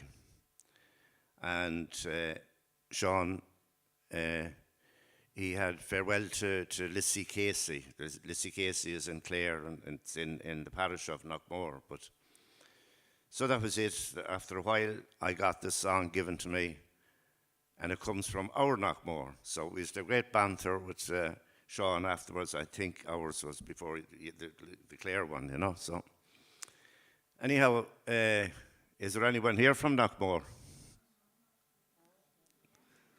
There's a few. Well, another reason why we decided to sing this song tonight, our president out in America now, his people came from Knockmore. And I think the song is an immigration song, so his ancestors could have immigrated around this time. It could be about his ancestors, you know. So if somebody can sing the song on to him, like I know he has connections in Knockmore, he might send back Air Force One for me. Come on out, Joe, and sing this in the White House. Yeah. Yeah, he'll get it on YouTube, Jenny. So this is the parish of Knockmore. Farewell to Leishinishka, the cradle of my birth, and farewell to Balnishleva, the place of fun and mirth. Like a wise to sweet, cool Cronin, with its woodlands evergreen, where many's the pleasant afternoon I spent with my Colleen.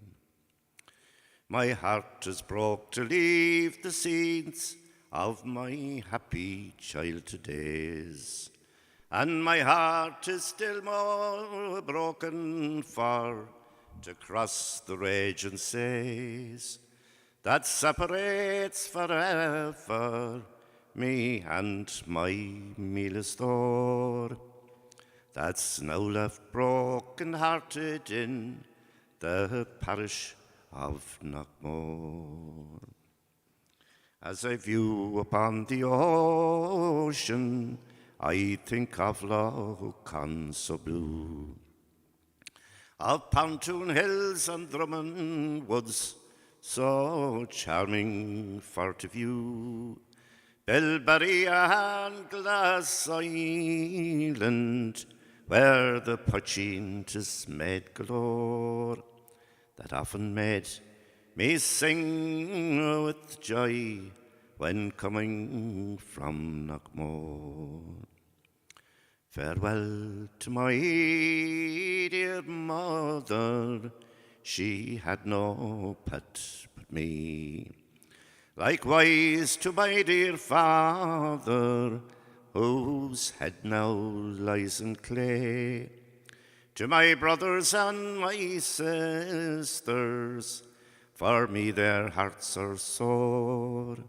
They are helpless, a lot I'm sure, in the parish of Knockmore. Well, now I'm on the ocean, and I'm writing to my dear. And every line that I write down, I would wet it with a tear.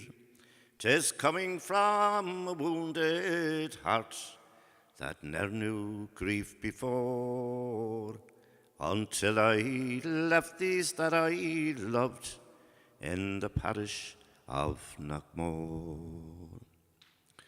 In a bottle tight, those lines I'll seal in case the ship gets drowned, and no one left to tell this tale till this message it is found.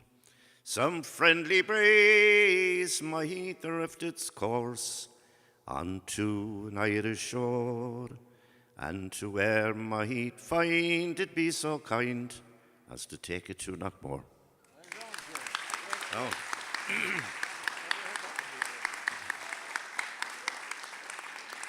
I'll be waiting on Biden's call now.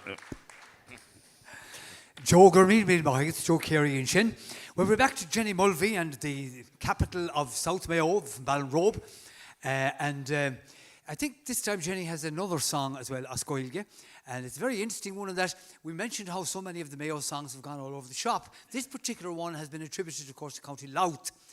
But indeed, it's set in Errol, the area that Charlie Keating was singing about, which is around Newport, of course. And it's about the O'Malleys and a young one of the O'Malleys who was there, and she was a bit of a queen, obviously, in her day. And Jenny Mulvey on Tauron Jazz Shahara in Gaeilge. Good morning, Jenny.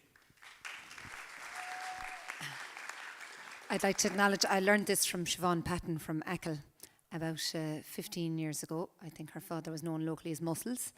I always thought it was from Oriel.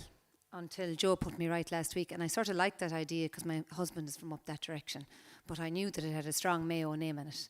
But anyway, so I'll give it a go.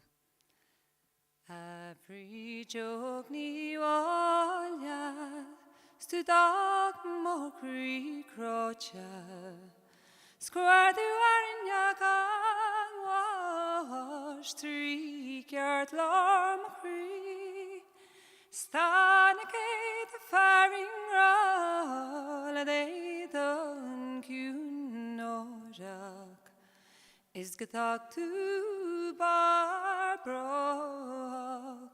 every or atmosphere Níl níor bisália nu'n galachas cian tália Nu blabana nornia visig fosser and drain Shoot mar vis magrasa Nis trail shile brot Belin malana holuta Knock njarna rivkling Achushla is a story At this bull jazz of me Tak trial con mo fosta Is ni buani wat beo me Marwia me ma feet Is a kushla is that story Generates be roomsa Kjanjernak gentunak Wardin drumsliv Is tershak is brunach Acham shandunak Mata machans make us niagatrun Smeik aver na bori Min magrasa ekolad Is sieg farela posta Is gani veljam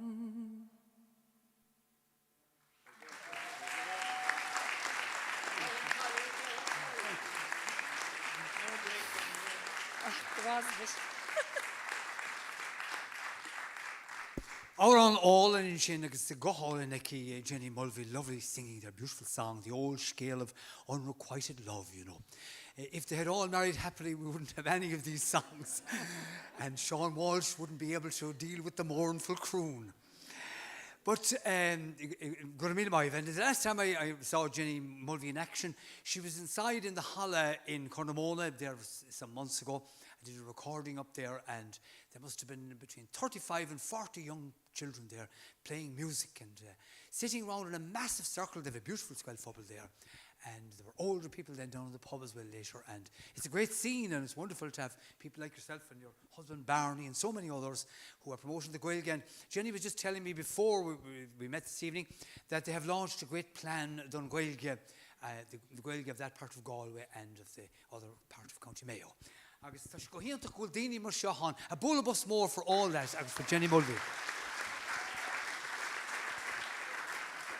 Well, we're coming towards the end of the night, and we're not going to take a break. We have a third round, as I mentioned already.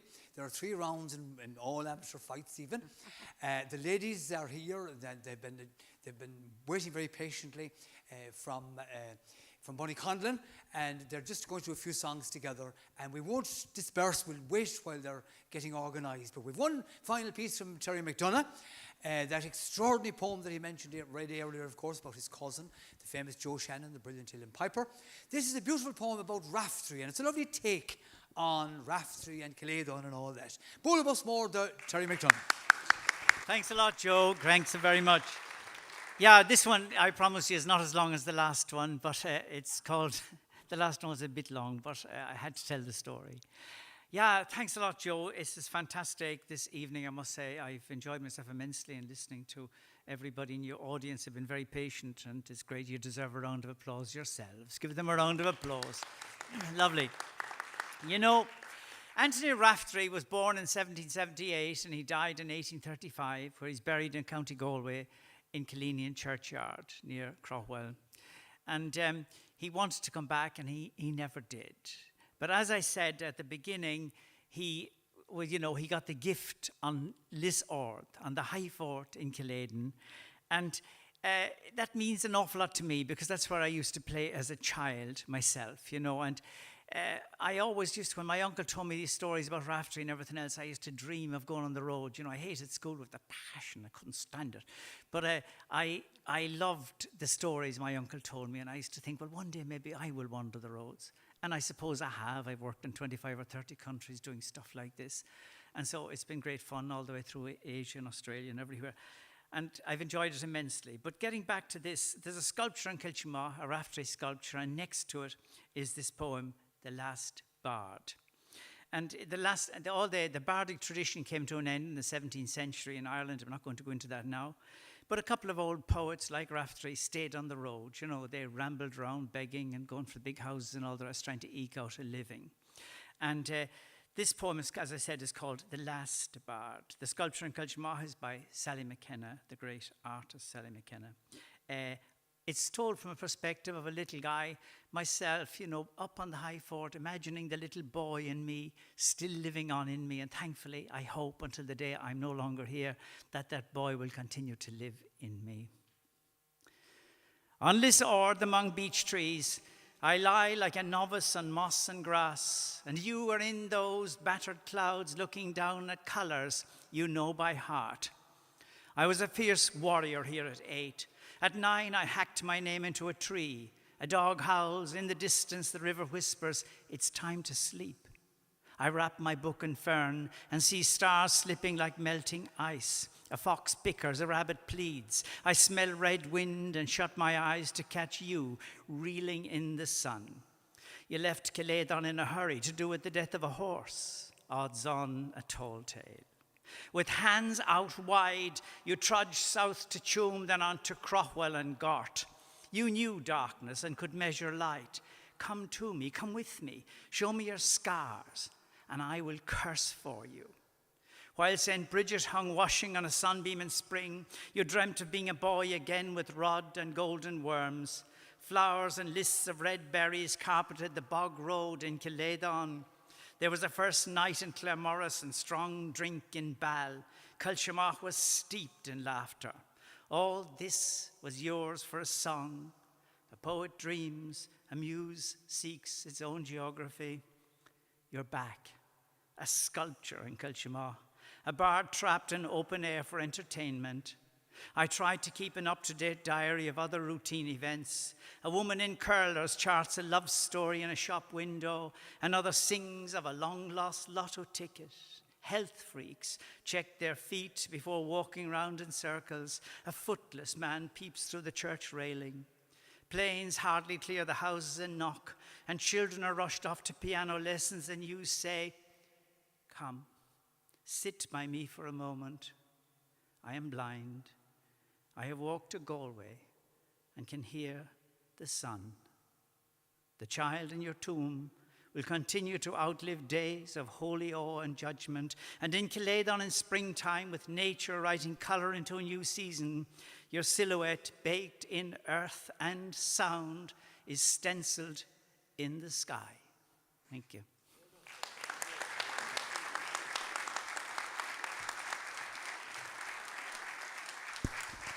Thank you very much. You've been most patient. We just have one act. You've been a wonderful audience. Thanks a million. Thank you to Terry McDonough for that beautiful poem about Rafteirí. And I should have mentioned, of course, that they organised a glorious pageant involving Rafteirí and all kinds of stuff at a cycle there in Kilchimagh some time ago.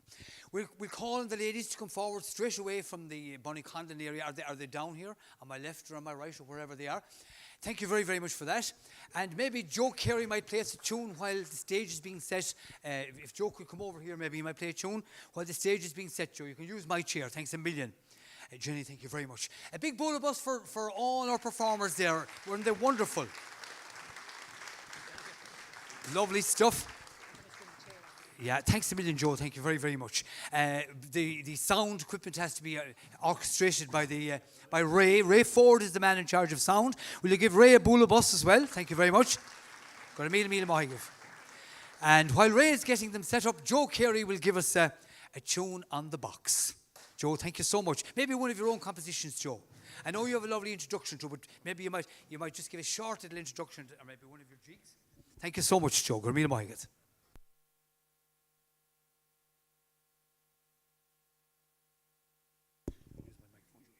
Yeah, I'll play this. I'll just play one jig while they're setting up here. The jig is called on Shukan Shnachta, and the Shukan Shnachta is a bird that comes here. They're a type of a thrush, and they come here in the very cold weather. You'll only get them here and to see them in the frosty weather. There's actually two. There's a Shukan Shnachta and a Shukan Jarag. The Shukan Jarag has a little red on its wings. But anyhow, I'll play that one. The man that gave the title of that to the jig was a man called Paddy Fitz. So hold on now, I'll have to get a stand for this mic. Where is Joe gone? Are you ready to go, are you?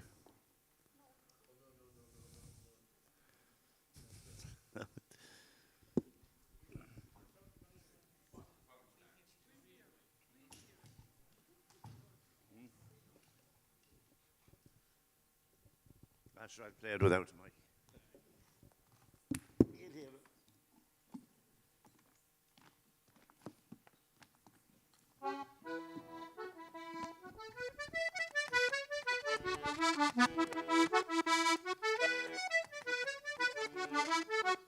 Oh no, that's the jig I played before.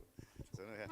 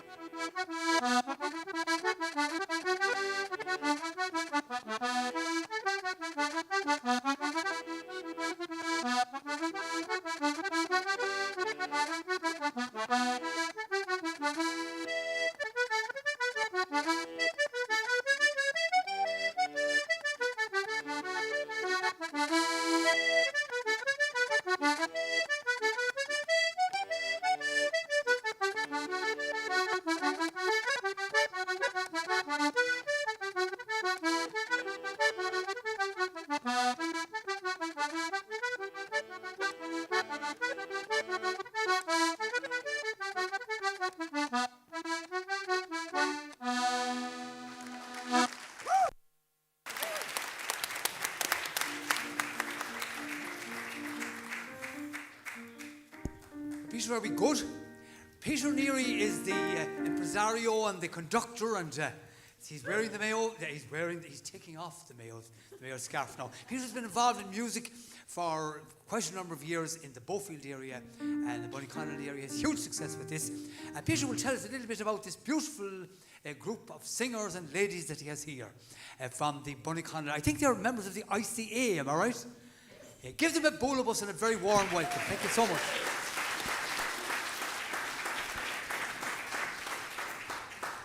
Thanks, Joe. He said I was to tell you something about these ladies. There's how many of you in it? 12. So we have the 12 apostolates and whatever I qualify as.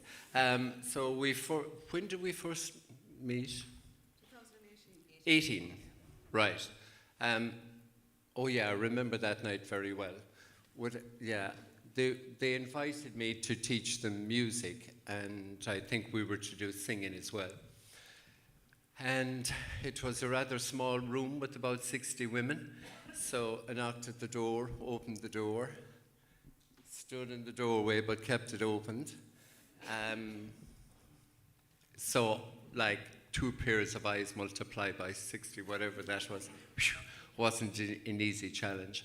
But I decided I would chance it because they seemed very passionate about it. So we took it from there, and we learned a few tunes, and we did a bit of singing, and there was some dancing thrown in. And what was the next major event? Oh yeah, we played at a few masses, and they've done some competitions and things like that. And fundraising as well. Yeah, some fundraising. I think we got about 1,600 last Christmas for the local school. So that's basically it. This gig here tonight, I had somehow forgotten about it, as Joe will verify when he rung this. Was it this day last week you rung? I used a lot of expletives. I had my head buried in a hive of bees. Then got the phone calls, saw Joe's name, said, "What is this?" And his opening words were, well, you know, the usual Romish he goes on with. And then he said, "Are you ready for the show?" And I said, well, what did I say, Joe? I was a buzz, all right. I somehow I think I'd forgotten about it. So he gave me a to-do list. Oh, he was very quick to do that, I can assure you. This, that, and the other. So we decided we'd do 2 songs. The first is Ballina Arts, and we'd like audience participation. Would you be good enough to sing with us? Try, that's all, yeah, that's all that's required. And could you though, the second one is Eanach Dhúin, yeah. So that's about it, yeah? And we'll give it a shot. Oh, I think for the second one, there might be a bit of a twist in it, but we'll explain that when we get that far.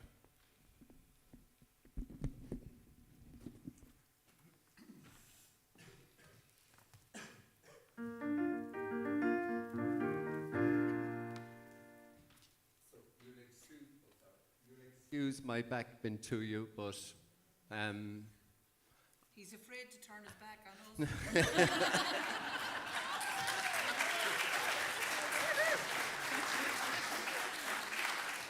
I mean, yes, okay. You know what they say about the back of your head? It's a faceless expression. So I need a room coming up. Will you sing it with us?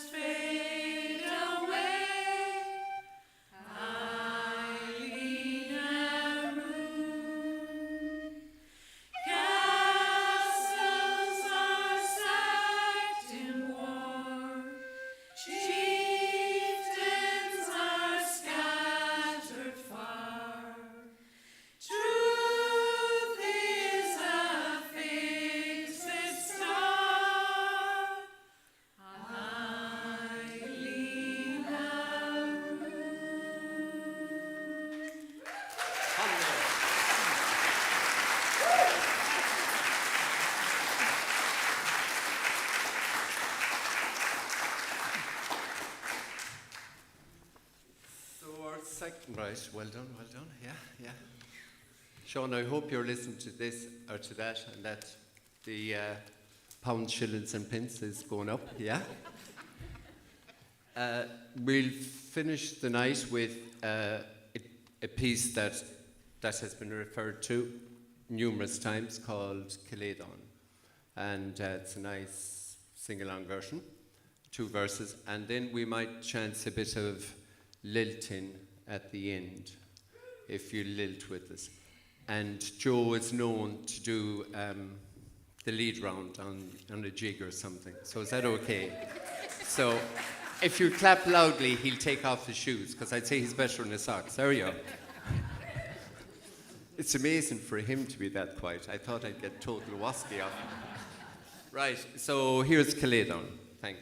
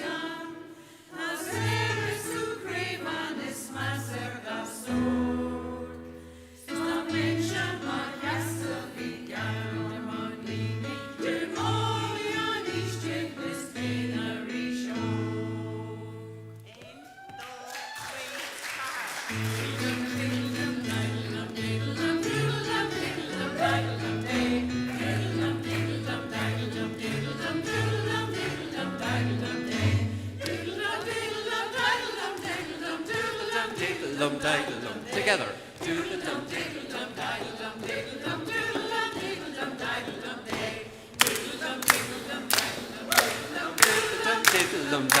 Joe, dance.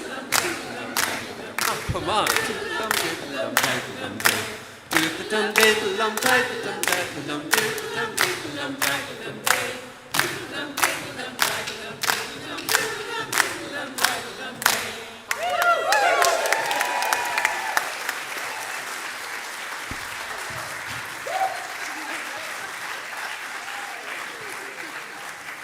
That was absolutely beautiful. Thank you so much, ladies. It was really, really lovely. Good meeting, Mike. And thank you very much, Peter.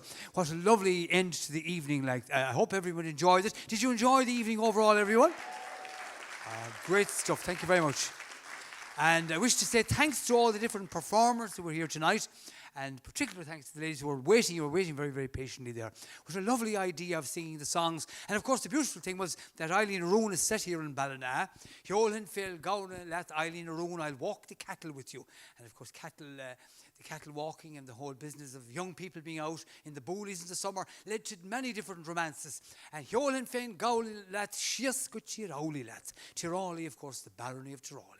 So we heard the barony of Errol over in West Mayo, and we had the one in Tiroli. Got a mille Mike. My thanks to Sean Walsh again for organising this lovely evening. My thanks to Ray Ford, who was on sound, and everybody involved in light. Agus Cullachort, and Slán Wild Nishin to Got a mille Mike if you've been a wonderful audience. Thanks a million.